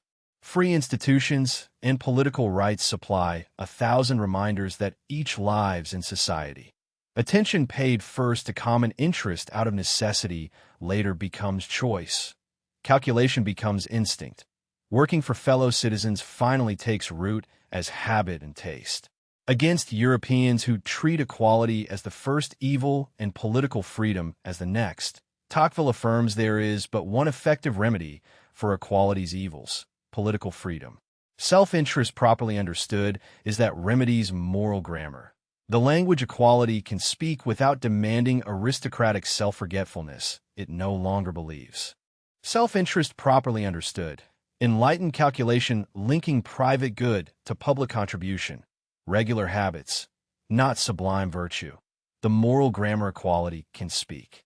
Quote, self-interest properly understood is not a sublime doctrine, but it is clear and unambiguous. The doctrine of self-interest properly understood does not inspire great sacrifices, but does prompt daily small ones. By itself, it could not make a man virtuous, but it does shape a host of law-abiding, sober, moderate, careful, and self-controlled citizens. Quote, Americans are delighted to explain almost all the acts of their life in the light of self-interest properly understood. They are quite willing to show how enlightened self-love continually leads them to help one another and inclines them to devote freely a part of their time and wealth to the welfare of the state. My opinion is that in this they often do themselves an injustice because sometimes, in the United States as elsewhere, citizens yield to those disinterested and spontaneous impulses natural to man. But Americans rarely admit that they're giving way to such kinds of emotions. They prefer to attribute the credit to their philosophy than to themselves. How an aristocracy may emerge from industry. Democracy fosters industrial development without limit. Yet by an out-of-the-way road industry could bring men back to aristocracy. Two axioms of industrial science concern the legislator more closely than almost anything in the political world. When a worker spends every day solely upon one process, products are made more easily, rapidly, and economically. When undertakings grow vast with large capital and extensive credit, products cheapen further. These truths, long perceived, are now proved and applied from great industries down to smaller ones. The craftsman who constantly makes one single object gains unusual dexterity and loses the general faculty of applying his mind to the whole. Day by day, he gains in skill and loses industriousness of spirit. As the workman improves, the man loses self-respect. What can be expected of a man who has spent 20 years making pinheads? His thoughts forever taken up by the object of daily toil, his body contracted into fixed habits he cannot discard. He no longer belongs to himself, but to his profession. Laws and customs may strive to break barriers and open 1,000 paths to wealth. An industrial theory, more powerful than custom or law, ties him to a trade and often to a place he cannot abandon, assigns him a station he cannot escape, and brings him to a stop in the midst of universal movement. As division of labor is applied more completely, the worker becomes weaker, more limited, more dependent. The craft progresses, the craftsman slips backwards. At the same moment, richer and better educated men appear to exploit industries once left to ignorant or restless craftsmen, attracted by the scale of efforts and huge results. Industrial science constantly lowers the standing of workers and raises that of bosses.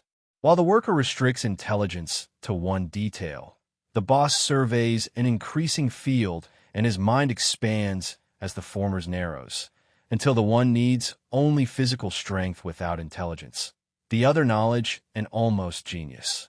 The one increasingly looks like the administrator of a vast empire, the other a brute.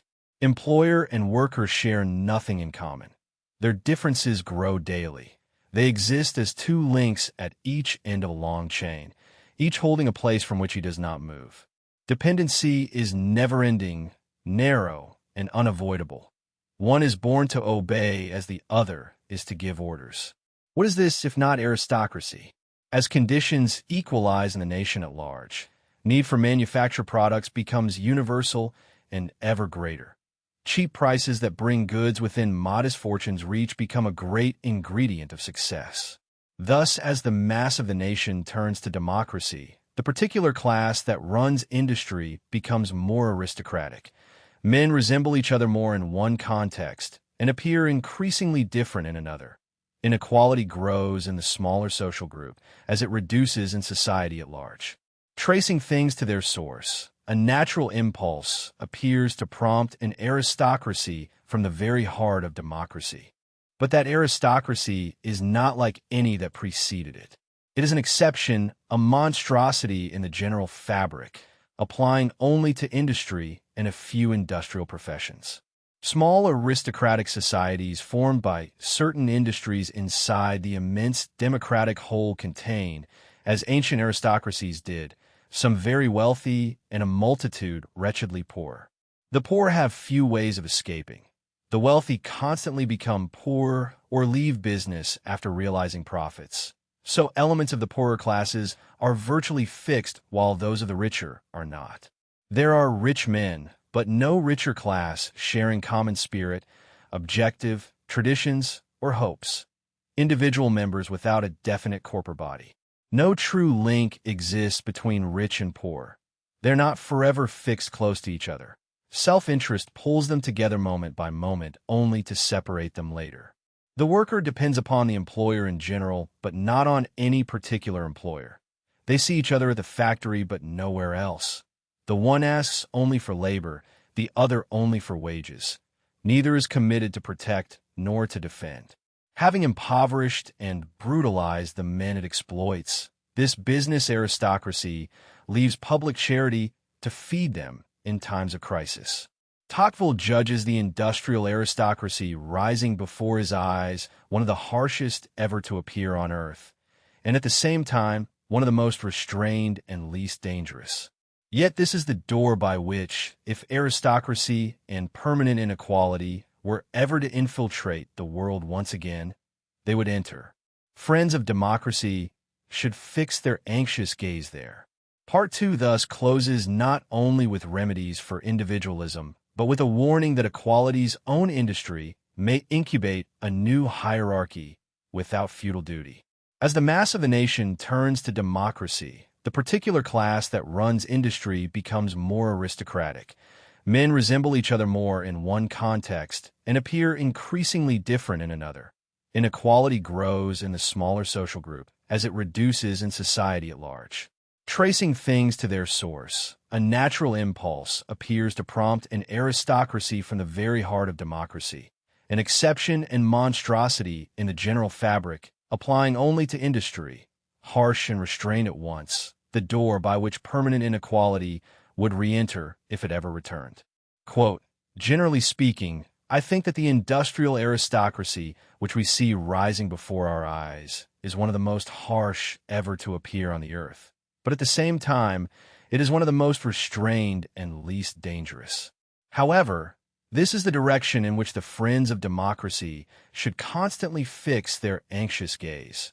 For if ever aristocracy and the permanent inequality of social conditions were to infiltrate the world once again, it is predictable that this is the door by which they would enter. Quote, when a craftsman is constantly and solely engaged upon the making of one single object, he ultimately performs this work with unusual dexterity. But at the same time, he loses the general capacity to apply his concentration on the way he is working. Day by day, he gains in skill but is less industrious. One may say that as he, the workman, improves, so does he, the man, lose his self-respect. Thus, at the very moment that industrial science constantly lowers the standing of workers, it raises that of the bosses. Customs, family, manners, and democratic ambition. Part 3 follows democracy into private life. Customs soften as conditions equalize. The family becomes more intimate and less authoritative. Women receive a distinctive American education. Manners grow serious. Honor shifts. Ambition multiplies small desires. Revolutions become less frequent. Democracies desire peace, yet may wage war with sudden energy. The forensic thread is continuous with individualism. Equality humanizes and innervates together. Gentler manners, smaller passions, fewer lasting commitments to greatness. Softened hearts prepare, softened citizens for the guardian power part, for will name. Softening of customs in the democratic family. For centuries, social conditions have grown more equal and customs have softened. Coincidence, or a secret link ensuring that one cannot advance without prompting the other. Tocqueville argues for the link. As ranks approach, imagination of suffering expands. Cruelty loses its aristocratic indifference. Pity and mildness become habits of the democratic heart. In democracies, no great benefits are granted, but small kindnesses are constantly shown. A man rarely sacrifices himself, but all men are willing to help. The same equality that isolates also humanizes everyday encounters. Master and servant, lessor and lessee, employer and wage earner meet under milder manners, even when interests remain hard. Aristocratic cruelty rested on distance. The lord who never imagined the peasant's pain could punish without pity. Democratic proximity makes suffering visible and therefore harder to inflict without self-reproach. Softening is thus not mere fashion, but the moral consequence of equality's narrowed gap.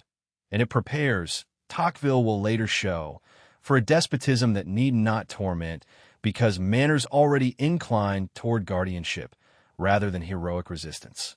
In America, the family, in its Roman or aristocratic sense, no longer exists. From a moment the young American nears manhood, ties of filial obedience slacken day by day. At the close of boyhood, the man appears and begins to trace out his own path. There is no real period of adolescence, as aristocratic Europe understands it. The father retains affection and advice more than command. Brothers grow closer as equals rather than rivals for inheritance under primogeniture. The democratic family gains intimacy and loses the long chain of authority that aristocracy extended across generations. Another instance of equality's double gift. Warmer private feeling, weaker public discipline of the household as political school. Tocqueville watches this softening without nostalgia for the patria potestas that once made the household a miniature aristocracy. He notes only that a people whose private life no longer trains obedience must find elsewhere. Township, association, religion, the habits that once began at the father's table. Softened hearts prepare, softened citizens for the guardian power part, for will name. A people gentle enough to pity may also be gentle enough to be shepherded. Quote, "We have seen for centuries that social conditions have been growing more equal, and at the same time we have realized that customs have softened. Are these two things simply coincidental, or is there some secret link between them which ensures that the one cannot make any headway without prompting the other into motion?" Quote, "In America, the family in its Roman or aristocratic sense no longer exists from the moment the young American nears manhood. The ties of filial obedience slacken from day to day. At the close of boyhood, the man appears and begins to trace out his own path. Women, manners, and honor. American girls are educated toward independence of mind earlier than European counterparts, not kept in a prolonged childhood of ignorance that aristocratic custom mistakes for purity. Tocqueville treats the severity of morals that follows as deliberate democratic strategy. The young woman knows the world before she enters marriage and chooses with open eyes. Once married, she accepts a narrower sphere with a firmness that surprises the traveler who expected license from early freedom. Having voluntarily chosen marriage, married American women accept their duties with no lamentation over lost independence, living in their husbands' homes almost as in a cloister, yet by clear-sighted consent rather than illusion.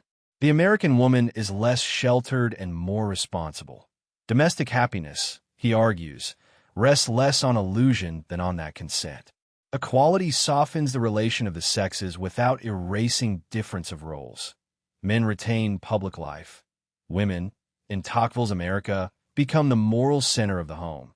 A political fact as much as a private one, because republics need households that teach self-restraint where law cannot reach. Religion's moralizing agents in American homes are often women. They encourage moderation of opinion and taste against the restlessness equality breeds in men pursuing fortune. Tocqueville never questions women's exclusion from suffrage, yet assigns them civil importance because morals are the work of women, a political fact republics ignore at their peril when law cannot reach the household. Americans carefully divide the functions of the sexes so that the great work of society might be better performed. Equal pace along paths that are never the same, rejecting the European confusion that would make men and women alike, and Tocqueville fears demean both. Manners and democracies grow serious, commercial, restless. National vanity replaces aristocratic pride in lineage. Social conditions accustom Americans not to take offense over trivial matters. Democratic freedom introduces this mildness into national manners. Political institutions bring citizens of all classes into constant contact for great projects. People busy in this way have scarcely time for polite details and too great an interest in harmony to let trifles stop them. They consider feelings and ideas of those they meet more than manners. At home, the American is simple and tolerant of small gaffes. Ranks having nearly vanished, he does not take offense at trifles. Transported to Europe, he becomes suddenly sensitive and touchy. His heart swollen with pride and equality, he discovers Europeans less concerned with the United States than he supposed. Half-ruined hierarchies of wealth and birth confuse him. He fears taking too high a position and even more being ranked too low. Social relations become serious business rather than relaxation. Almost every American wishes to claim connection by birth to the first founders. Wealthy Americans abroad surround themselves with luxuries, lodging in fashionable quarters with endless servants, lest they be taken for unsophisticated Democrats, proclaiming equality aloud while secretly aiming to show themselves exceptions to the rule they advocate. Honor shifts from caste codes, feudal honors odd and numerous rules protecting a class, towards simpler commercial and democratic standards that still rank courage high but turn work itself into a point of honor. The requirements of honor become less odd and fewer as classes merge.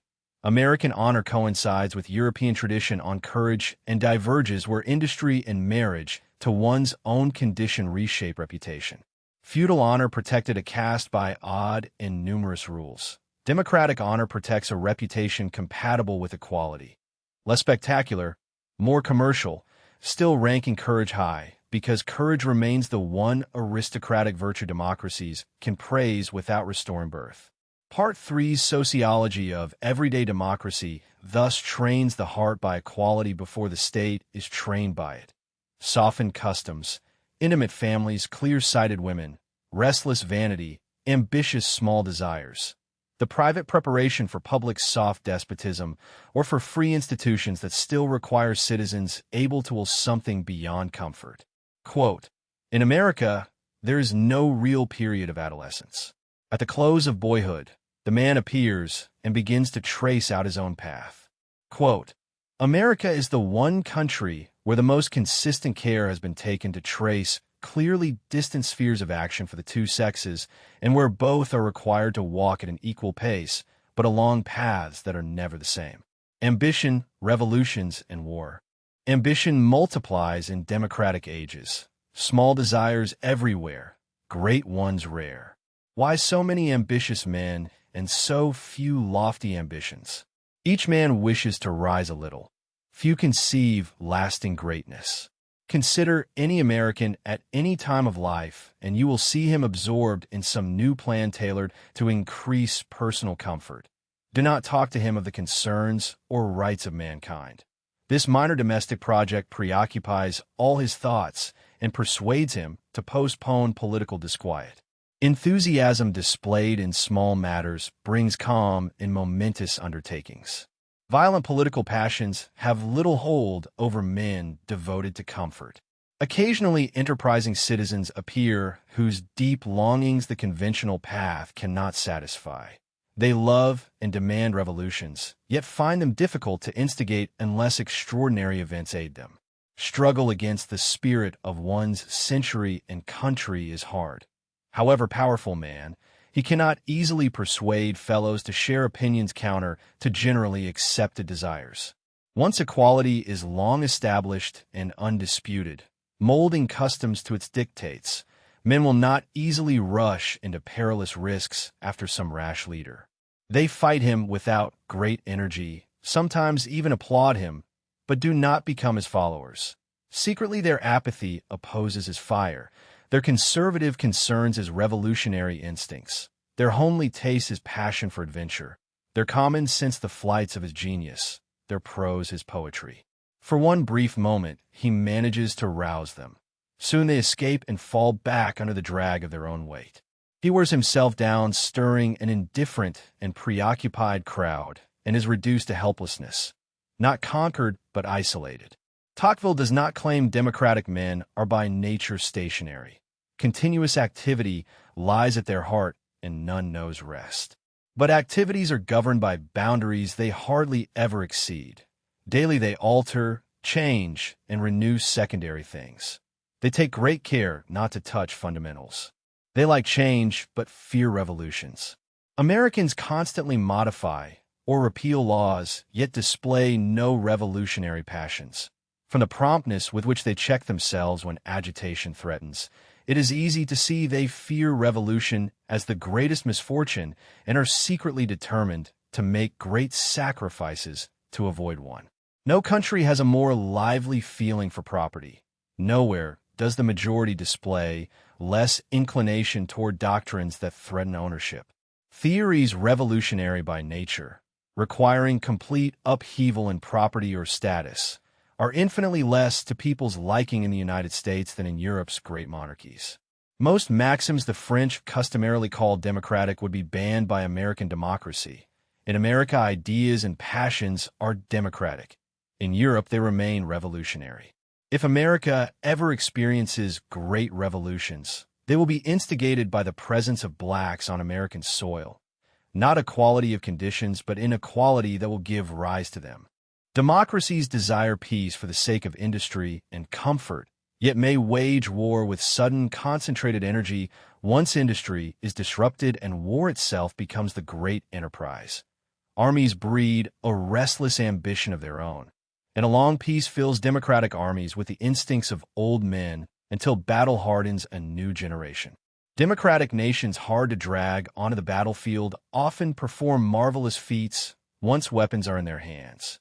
Equality allows all to be ambitious, while death opens vacancies. War may thus concentrate the restless energy that peace scatters into 1,000 small comforts.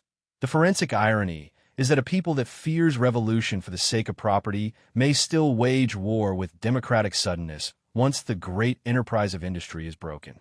Volume 2's private chapters thus prepare Part 4's political warning. A people softened by equality and withdrawn into petty pleasures is already half ready for the guardian power that asks only to think for them.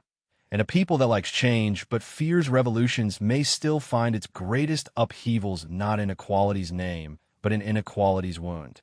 Softening/democratic family. Equality humanizes private relations and shrinks household authority. American girls educated to choose, then held to severe morals. Democratic ambition, many small desires, great revolutions rarer. War may suddenly concentrate restless energy. American revolutions likelier from racial inequality than from equality itself. Quote, in democracies, no great benefits are granted, but small kindnesses are constantly shown. A man rarely sacrifices himself, but all men are willing to help.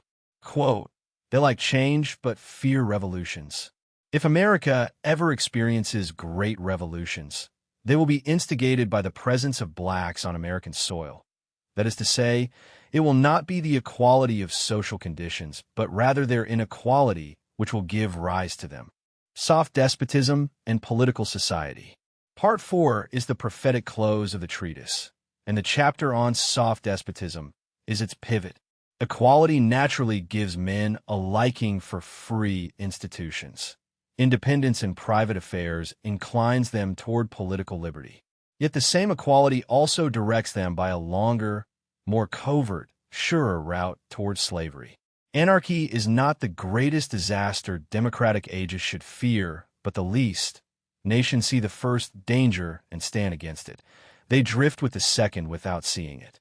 European rulers already exploited democratic ideas, opinions, and needs to enlarge power. 5 years meditation after the American journey redirected Tocqueville's fears without lessening them. Liking for free institutions and the covert route. Democratic citizens like free institutions because they're used to managing their own affairs. They transfer private independence into a taste for political liberty. Equality naturally disposes them to prefer a government they choose and control. But the same equality also isolates, weakens, and trains men to look upward for a single, uniform, searching power able to do for them what they can no longer do together.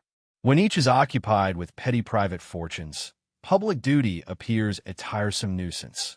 When taste for physical pleasures grows faster than the habit of liberty, citizens let rights slip voluntarily through their fingers. A clever, ambitious man who seizes power at such a moment discovers an open path, provided he guarantee prosperity and good order. Men with a passion for physical pleasures realize more quickly how restless desire for freedom disturbs prosperity than how freedom itself promotes it.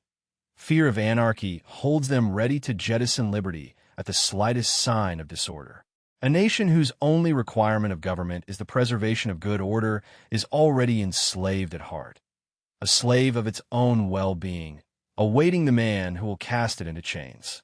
Centralization and soft dependence thus advance under cover of order, prosperity, and even popular sovereignty. Tocqueville had noted in America that a democratic social state could lay itself open to despotism with unusual ease. Returning to Europe, he saw how far most rulers had already exploited democratic ideas, opinions, and needs to enlarge their power. 5 years meditation redirected his fears without lessening them. Not ancient tyranny returning, but a milder, more widespread oppression without a name. Anarchy is not the greatest disaster democratic ages should fear, but the least. Nations see the first danger and stand against it. They drift with the second without seeing it. European rulers already exploited democratic ideas, opinions, and needs to enlarge power. The forensic irony is mild and devastating. The passion for equality that overthrows old tyrannies prepares a new one that does not look like tyranny at all. And the liking for free institutions, sincere as far as it goes, is not strong enough by itself to block the covert route, when comfort and order become the only demands citizens make of power. Part 4's covert route is thus the introduction's unfinished France made universal. Equality without the free arts that alone can educate democracy. Quote, I readily agree that public tranquility is a benefit, but I do not intend to forget, however, that all nations have reached tyranny through good order. A nation whose only requirement of its government is the preservation of good order is already enslaved at heart. It is a slave of its own well-being and may expect the arrival of the man who is bound to cast it into chains.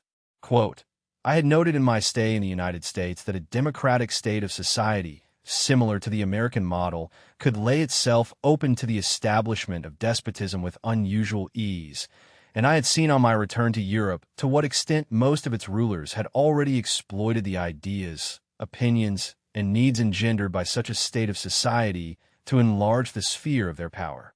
What sort of despotism democratic nations have to fear? Centuries past never witnessed any ruler so absolute as to administer alone, without secondary powers, every part of a great empire.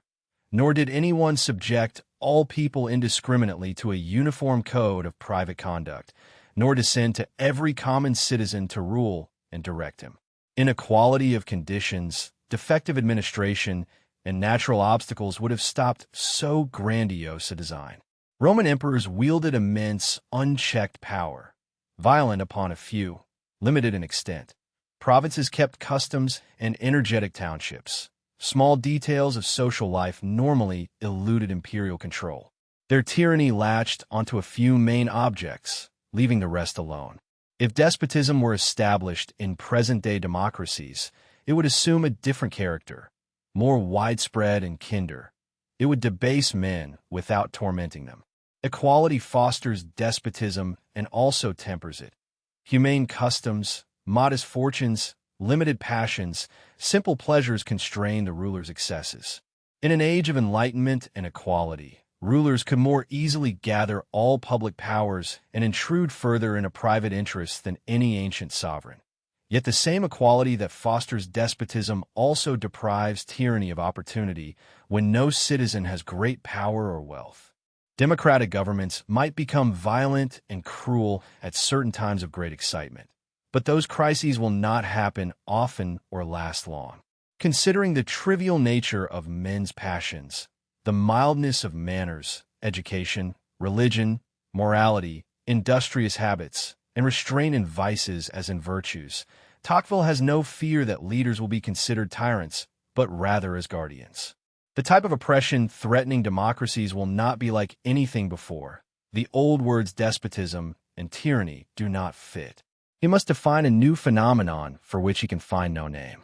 He imagines an innumerable crowd of men, alike and equal, turned in upon themselves in restless search for petty vulgar pleasures with which they fill their souls. Each, living apart, is almost unaware of the destiny of the rest. Children and personal friends are the whole human race. He stands alongside fellow citizens without seeing them. He touches them without feeling them. He exists only in himself and for himself. If he retains his family circle, he may be said to have lost his country. Above these men stands an immense protective power which alone looks after their enjoyments and watches over their destiny. Absolute, meticulous, ordered, provident, kindly disposed. It would be like a fatherly authority if its aim were to prepare men for manhood. Instead, it seeks only to keep them in perpetual childhood. It prefers citizens to enjoy themselves provided they have only enjoyment in mind. It works readily for their happiness, but wishes to be the only provider and judge of it. It provides security, anticipates and guarantees needs, supplies pleasures, directs principal concerns, manages industry, regulates estates, divides inheritances. Why can it not remove entirely the bother of thinking and the troubles of life? Thus it reduces daily the value and frequency of free choice, restricts free will within a narrower compass, gradually removes autonomy itself from each citizen. Equality has prepared men for all this, inclining them to tolerate these things, and often even to see them as a blessing. Having taken each citizen one by one into its grasp and molded him to its liking, the ruling power spreads its arms over the whole of society, covering social life with a network of petty, complicated, detailed, uniform rules through which even original minds and energetic spirits cannot reach the light to rise above the crowd. It does not break men's wills, but softens, bends, and controls them. Rarely forces men to act, but constantly opposes what actions they perform. Does not destroy the start of anything, but stands in its way. Does not tyrannize, but inhibits, represses, drains, snuffs out, dulls, until each nation is nothing more than a flock of timid and hard-working animals with the government as shepherd. The image is Tocqueville's most famous and most carefully built. Not the Roman emperor's violence upon a few, not the Asian despot's open terror, but a pastoral power that prefers citizens to enjoy themselves provided they have only enjoyment in mind, working readily for their happiness while wishing to be the only provider and judge of it, providing security, anticipating needs, supplying pleasures, directing concerns, managing industry, regulating estates, dividing inheritances, until the bother of thinking and the troubles of life seem removable by administration alone. The forensic precision of the image matters. Soft despotism does not abolish popular sovereignty's forms. It hollows them. Citizens may still elect. They leave dependence just long enough to choose masters and return to childhood. The network of petty, complicated, detailed, uniform rules is not Asiatic whim, but democratic administration's natural product when secondary powers die and private pleasures fill the soul. Equality preparing men to tolerate all this and often to see it as a blessing. This organized, gentle, peaceful enslavement can link more easily than imagined with external forms of freedom and take hold in the very shadow of the sovereignty of the people. Contemporaries feel two conflicting passions, need to be directed and desire to remain free, and strive to satisfy both. A single protective, all-powerful government elected by the citizens, centralization combined with popular sovereignty. They derive consolation from being supervised by thinking they have chosen their supervisors. Each tolerates being tied down because society itself holds the end of the chain. Citizens leave dependence just long enough to choose their masters and then return to it. The character of the master matters less to Tocqueville than the fact of obedience. A national representative system in a very centralized country lessens the damage of extreme centralization, but does not destroy it. Freedom in the big things of life is less important than in the slightest, if one could always be guaranteed the latter without the former. Yet subjection in minor things, experienced daily by all, constantly irks until they give up the exercise of will, blotting out mind and enfeebling spirit.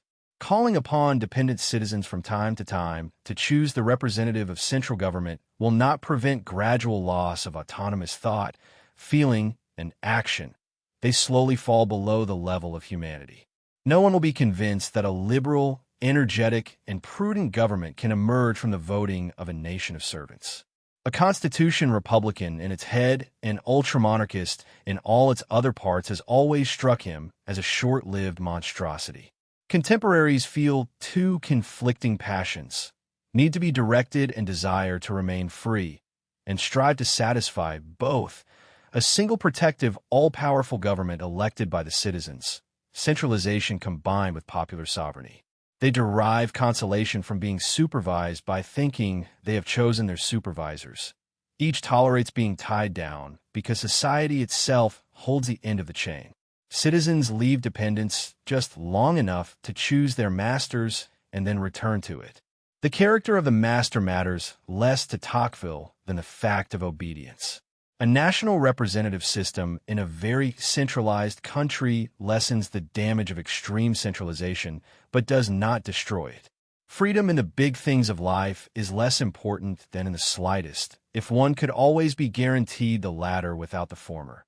Yet subjection in minor things, experienced daily by all, constantly irks until they give up the exercise of will, blotting out mind and enfeebling spirit. Soft despotism's novelty is precisely this marriage of flock and ballot. The shepherd is elected, and therefore the sheep congratulate themselves on remaining free. Soft despotism, widespread, kindly, meticulous.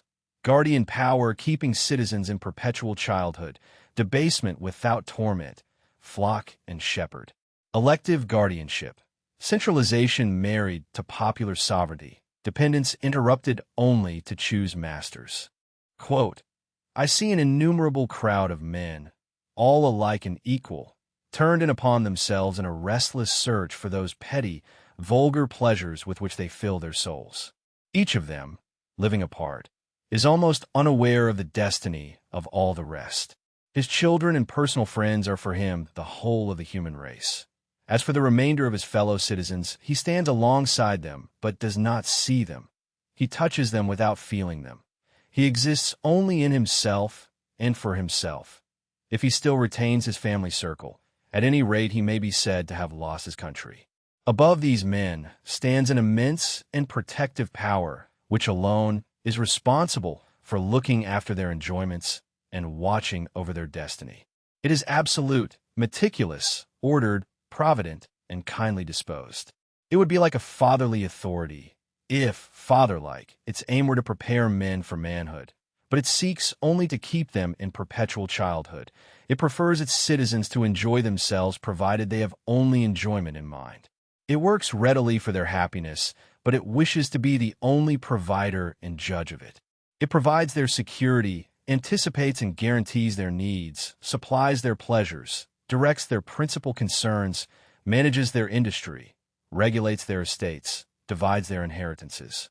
Why can it not remove from them entirely the bother of thinking and the troubles of life? Quote, thus, it reduces daily the value and frequency of the exercise of free choice. It restricts the activity of free will within a narrower compass and gradually removes autonomy itself from each citizen.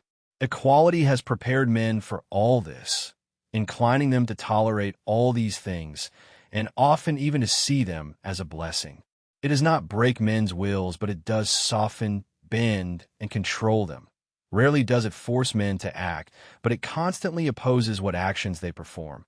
It does not destroy the start of anything, but it stands in its way.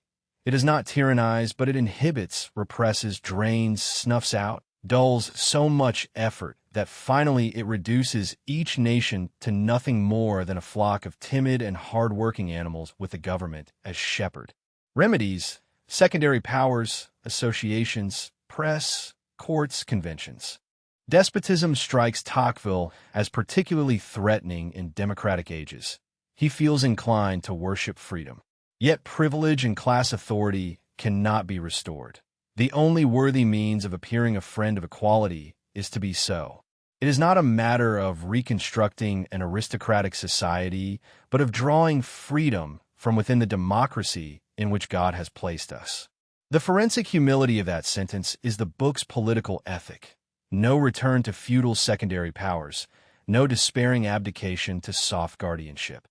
Only artificial aristocracies of association, press, courts, and conventions that restore capacity without hereditary injustice. Central government in democracies must be active and powerful, not weak or indolent, but prevented from abusing its agility and strength. Aristocratic ages divided social power through nobles and corporations. Democratic processes may take their place without restoring the injustice those corporations once served. Aristocratic ages divided social power through nobles and corporations. Democratic processes may take their place. Secondary bodies, temporarily formed of ordinary citizens, can receive administrative powers removed from corporations or nobility. Elected officials can substitute for hereditary ones and guarantee independence from central government. Associations of ordinary citizens may produce wealthy, influential, strong people who resemble aristocratic bodies. Political, industrial, commercial, scientific, literary associations that cannot be persuaded at will nor suppressed in a shadowy corner, saving the liberties of all by defending their own rights against government demands. The township lesson of Volume 1 returns under a darker sky.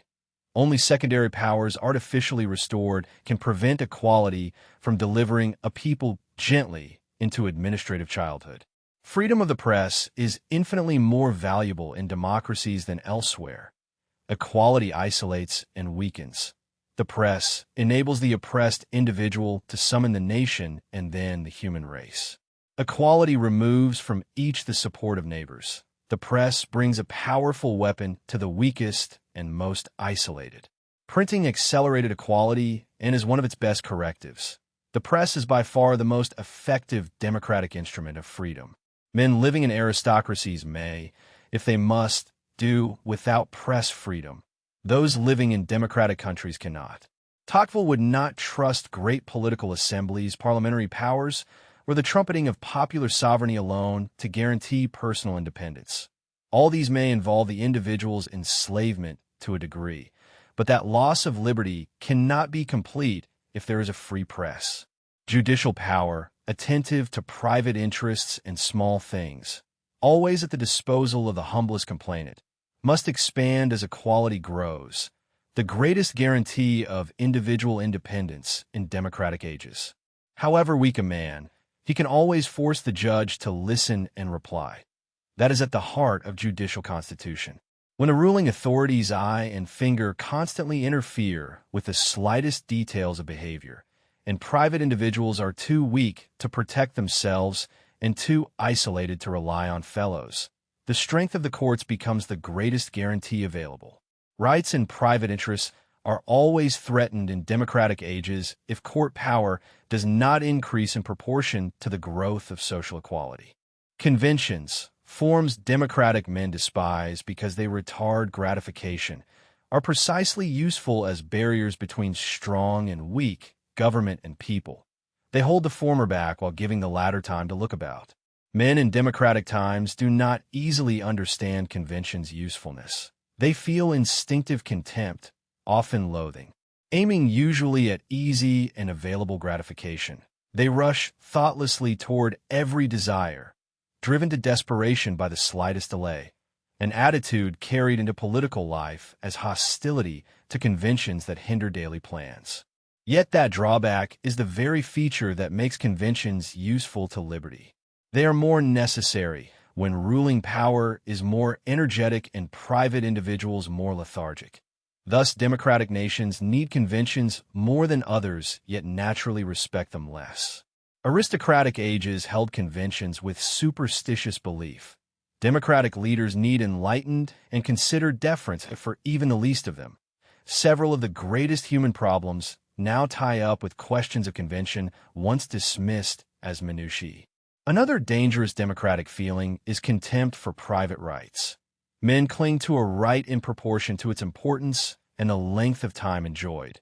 Individual rights among democratic peoples are normally of little importance, recent, and unstable, readily sacrificed, and almost always violated without regret.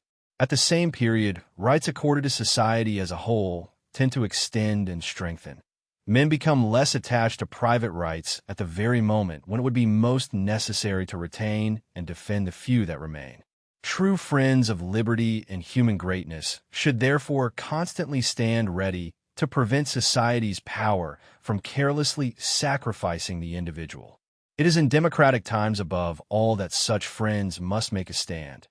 Individual rights are normally of little importance, recent, and unstable among equals, readily sacrificed, and almost always violated without regret, while rights accorded to society as a whole tend to extend and strengthen.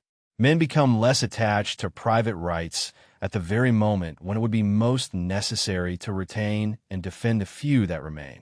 The closing movement of Volume 2 thus returns to Volume 1's township lesson under a darker sky. Only secondary powers, free combination, press, courts, conventions, and habits of liberty can prevent equality from delivering a people gently into administrative childhood, drawing freedom from within the democracy in which God has placed us, without reconstructing an aristocracy the age has made impossible. Artificial aristocracies, associations as secondary powers without hereditary injustice.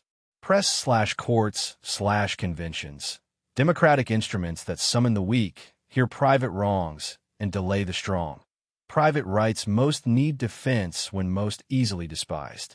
Quote, I firmly believe that an aristocracy could not be founded again in this world, but I do think that associations of ordinary citizens may produce very wealthy, influential, strong people who resemble, in a phrase, aristocratic bodies. A political, industrial, commercial, or even scientific and literary association equals an educated and powerful citizen who cannot be persuaded at will nor suppressed in some shadowy corner, and who saves the liberties of all by defending its own rights against the demands of the government. Quote, consequently, the freedom of the press is infinitely more valuable in democratic nations than in all the others. It alone can cure most of the ills which equality may produce. Equality sets men apart and weakens them, but the press brings to their side a very powerful weapon available to the weakest as well as the most isolated. The press is by far the most effective democratic instrument of freedom. Quote, men who live in democratic times do not find it easy to understand the usefulness of social conventions for which they feel an instinctive contempt. Yet this drawback which democratic men see in conventions is the very feature which makes them so useful to liberty, for their chief merit is to be a barrier between strong and weak, government and people, and to hold the former back while giving the other time to look about. Conventions are more necessary when a ruling power is more energetic and powerful, and when private individuals are more lethargic and enfeebled. Thus, democratic nations naturally need conventions more than other nations yet, just as naturally, pay them less respect. General survey of the subject. Before leaving the theme forever, Tocqueville attempts a final all-embracing survey and feels his eyes blurring and his reason stumbling before so great an objective. The new society has only just been born. Time has not yet fixed its shape.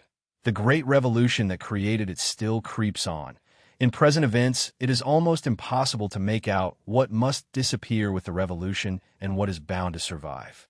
The world rising is still half involved in remnants of the world disappearing. In the immense confusion of human affairs, no one can say what will be left standing from old institutions and ancient customs, or what will vanish. Although the revolution in social conditions, law, ideas, and opinions is still far from completion, already no one can compare its influence with anything previously seen. Tocqueville surveys century after century back to remotest antiquity and finds nothing resembling what he perceives. The past no longer casts light upon the future. Minds advance in darkness. Nevertheless, amid breadth, novelty, and confusion, prominent characteristics emerge. Advantages and evils are nearly equally balanced.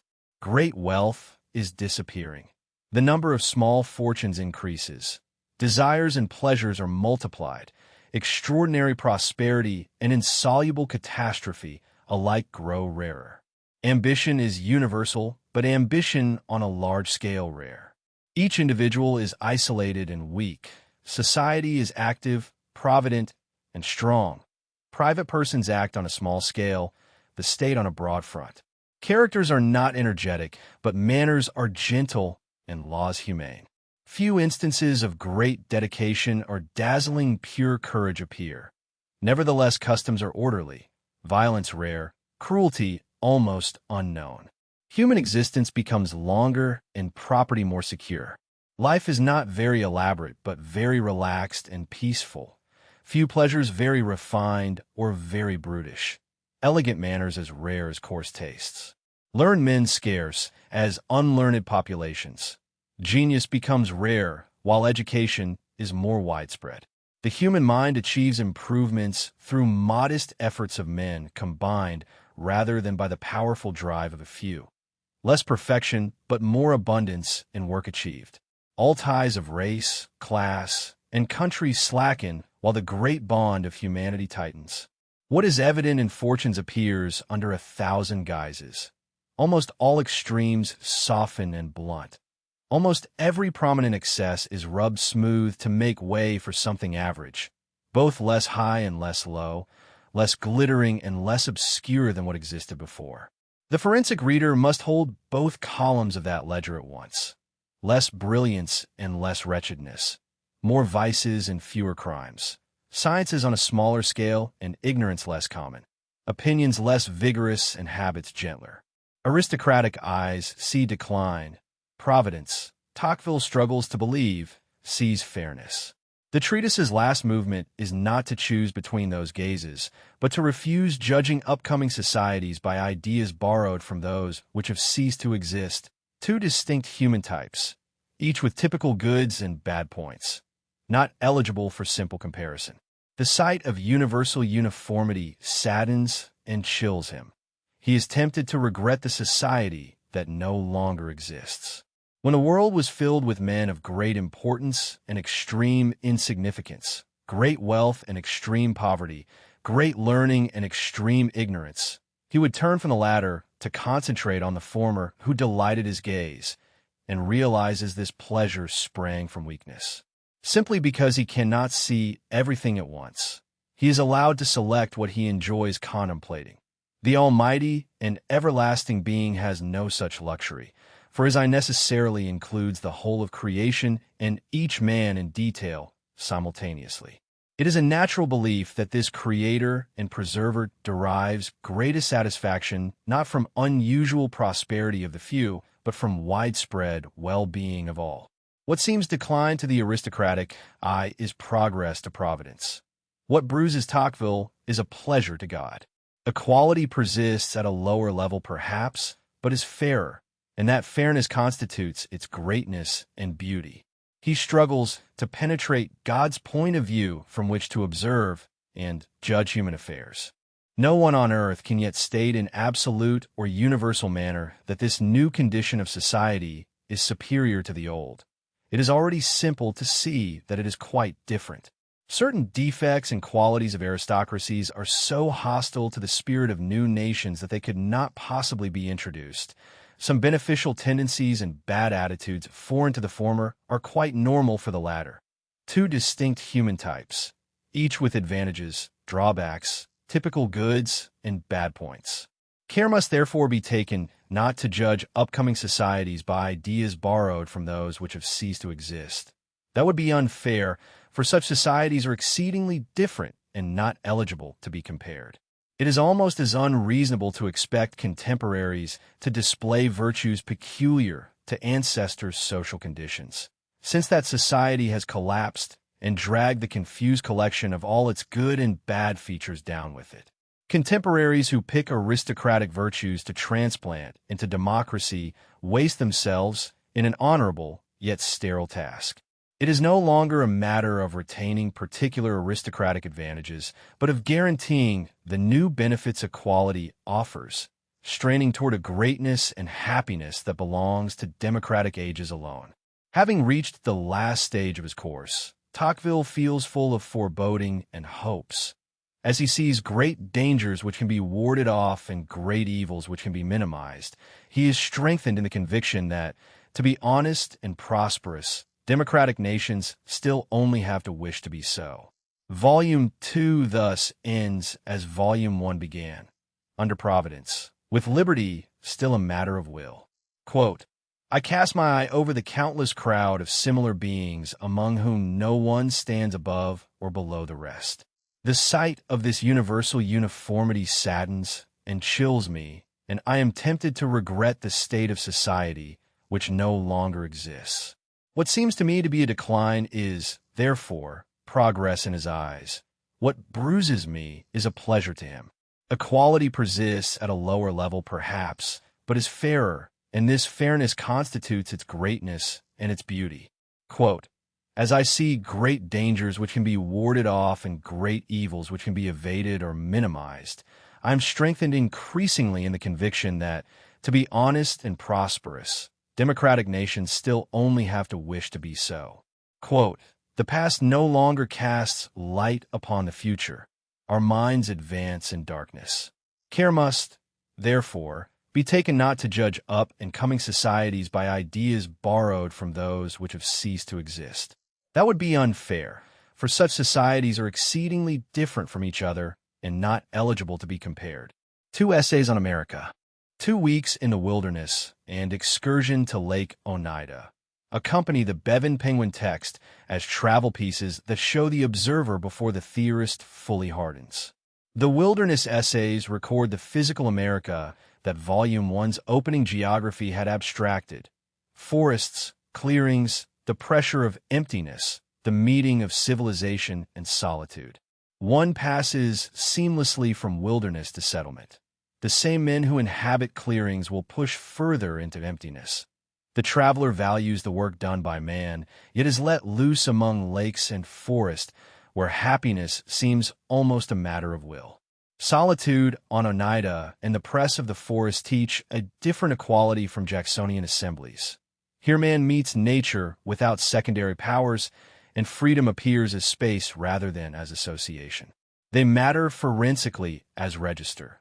The same eye that will later name soft despotism first learns to see a continent where man has yet no enemies but himself, and where freedom is practiced as motion through space before is theorized as township and association. Read beside the treatise. The essays remind that democracy in America began in motion through space, not only in meditation upon equality. The providential continent felt before the providential fact is named. In the wilderness, Tocqueville watches civilization and nature confront each other in a way France cannot imagine. One passes seamlessly from settlement to emptiness. The same men who inhabit clearings will push further. The traveler values man's work, yet is let loose among lakes and forest, where happiness seems almost a matter of will. European preconceptions expected a chain of social stages from city patrician to savage within a few degrees of longitude. America as living history of the race. Nothing of that picture has truth. Of all countries, America is least suited to provide that spectacle, for the democratic social condition travels with the settler and levels as it goes. Solitude on Oneida teaches a different equality from Jacksonian assemblies. Here man meets nature without secondary powers, and freedom appears as space rather than as association. Yet the same eye that will later name soft despotism first learns that a people who conquer emptiness by will may also, in settled ages, surrender will to a shepherd who conquers inconvenience. The wilderness essays thus complete the forensic circle. Providential continent felt before providential fact named. Freedom as motion through space before freedom as township and association. Happiness almost a matter of will before soft despotism teaches how easily will can be surrendered to comfort. Between the empty forest and the flock under the shepherd stands the entire treatise's warning that equality without the free arts of secondary powers does not remain liberty's ally. Quote, "To be happy and free, he is only to will it so." Conclusion. Democracy in America is not a travel book that happens to theorize. It is a theory of democracy that happens to have traveled. Equality of conditions, seen first as America's striking fact, then as Europe's 700-year providence, organizes every chapter. Township and Constitution in Volume 1, Mind and Heart and Soft Power in Volume 2. The arc moves from institutions that teach liberty to passions that may surrender it. Tocqueville's sincerity toward democracy is the book's method. Because the revolution is irresistible, its dangers must be named by a friend, not flattered by a courtier. The American laboratory supplies both hope and warning. Hope. Municipal freedom as primary school. Federalism combining large and small republics. Judiciary and lawyers as aristocratic temper inside democratic forms. Religion as common dogma, where individual reason dissolves intellectual hierarchy. Associations and newspapers as voluntary recovery of power. Self-interest properly understood as a moral grammar equality can speak. Warning, majority omnipotence that crushes without hearing. Three races sharing soil without genuine contact. Love of equality that prefers equal slavery to unequal freedom. Individualism that loses the country while keeping the family. Soft despotism that shepherds a flock of timid, industrious animals. France, having undergone democratic revolution without the mores that make it beneficial, remains the book's silent addressee. Limits matter forensically. Tocqueville's America is Jacksonian, white, and northern-weighted. His racial chapters see clearly and still from outside. His industrial aristocracy is a sketch, not a finished political economy. Later history tested his soft despotism and his faith in association unevenly. What the text leaves the forensic reader is not a checklist of American virtues, but a permanent question. Given that equality cannot be reversed, which free arts, township, association, press, court, convention, religion, will a people practice so that Providence's leveling does not become childhood under a kindly master? The close is the introduction's duty restated after 2 volumes of proof. Educate democracy, purify its morals, regulate its movements if possible, adapt government to time and place. Destiny remains for a while in nations' hands, and slips when secondary powers die and private pleasures fill the soul. Between those 2 sentences, the whole forensic reading moves. Providence names equality as fact. Statesmanship names the remaining freedom as art. Self-interest properly understood, associations that resemble aristocracies without hereditary injustice, press that summons the isolated, courts that hear private wrongs, conventions that delay the strong, township habits that teach liberty before parchment records it. These are the free arts equality can still practice. Soft despotism is not fate, but the path of least resistance when those arts fail and a people asks of government only good order and comfort. The industrial aristocracy rising from division of labor is the door by which permanent inequality may re-enter. The 3 races or the wound equality among whites cannot heal by suffrage alone. Majority thought despotism is the fence that leaves the body free while enslaving the soul. Tocqueville's mild aristocratic irony never becomes nostalgia for feudalism. It becomes a demand that democratic nations wish to be honest and prosperous. For wishing, in his last survey, is still enough if secondary powers remain. The Bevan Penguin text preserves the comparative register that makes the treatise forensic rather than celebratory. Measured periods, French contrast, mild irony, turning prophetic. Read Introduction, Township and Federal Constitution, Majority Tyranny, Three Races, Arts Under Equality, Individualism and Self-Interest Properly Understood, Industrial Aristocracy, and Soft Despotism with its remedies, and hear how equality can serve liberty or deliver a people gently to administrative childhood. Key persons discussed: Alexis de Tocqueville, Norman aristocrat, magistrate, traveler with Beaumont, author of the two volumes, 1835-1840. Gustave de Beaumont, companion on the American journey. Penal report left to him while Tocqueville wrote Democracy. Andrew Jackson, named in Party Struggle, Bank, Emblem of Democratic Energy, Volume 1 observes. George Washington presides over the Constitutional Convention Tocqueville praises as bloodless self-repair. Gerald E. Bevan/Isaac Kramnik, translator and introducer of the Penguin text used here. Key works discussed: Democracy in America, 1835-42 volumes. Institutions, Intellect, Opinions, Customs, Political Society. Federal Constitution/Federalist Founding. Treated as deliberate remedy after Article's weakness. 2 weeks in the wilderness/excursion to Lake Oneida. Travel essays in the Bevan Penguin. The Ancien Regime and the French Revolution. Tocqueville's Later France. Implicit counterpart to America's Completed Picture. Index of Key Concepts. Equality of Conditions. Generative Social Fact. Central Focus of Observations. Providential, universal, lasting leveling that eludes interference and serves as seed of laws, customs, and ideas. Popular sovereignty. Practiced American rule. People appoint, judge, and hold representatives dependent. Majority governs in the people's name. Township, primary school of freedom. Municipal liberty hardest to establish and easiest to destroy. Without it, free government without spirit of freedom. Governmental versus administrative centralization. Concentrate national command.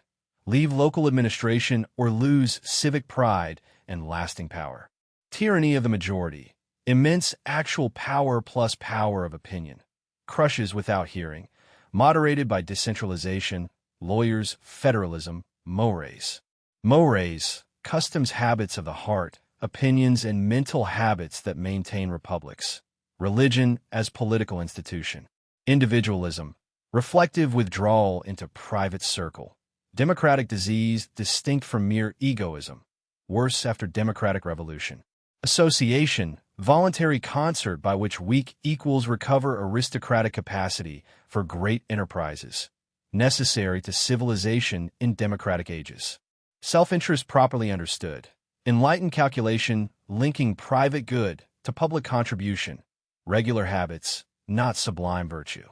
Soft despotism. New oppression. Widespread, kindly, meticulous. Guardian power keeping citizens in perpetual childhood. Debasement without torment. Love of equality over freedom. Predominant democratic passion. Equality even under one master preferred to aristocracy. Reading comprehension questions. Why does Tocqueville call equality of conditions a providential fact? And what duty does that impose on rulers who cannot reverse it? How do Anglo-American origins and inheritance laws explain America's democratic social condition? Why begin with the township before the Union? And what happens to freedom without municipal institutions? Distinguish governmental from administrative centralization. Why does Tocqueville fear a democratic republic built atop prior administrative centralization? What is tyranny of the majority? And how do lawyers, townships, and federalism moderate it? Why do democratic nations love equality more passionately than freedom? Can equality exist without liberty? Define individualism and explain how free institutions, associations, and self-interest properly understood combat it. What sort of despotism does Tocqueville invent a description for? And how does it differ from Roman tyranny? How do associations, press, and courts function as remedies against soft despotism? What value assumption underlies educate democracy rather than halt it? And what is refused when providence is treated as political counsel? Tocqueville slides between describing American facts and prescribing European reforms. Where is that slide sharpest? And what happens if a reader treats Jacksonian America as destiny rather than laboratory? Where might a sympathetic reader accept majority rule or soft guardianship because the story comforts, order, equality, safety, rather than because liberty requires it? What rival explanations of American stability, economy, geography, Anglo-legal inheritance alone does the book's emphasis on mores and townships foreground or flatten? Under what conditions would soft despotism's kindly features make resistance harder than under violent tyranny? And what does that imply for reading Part 4 as fixed prophecy versus conditional warning?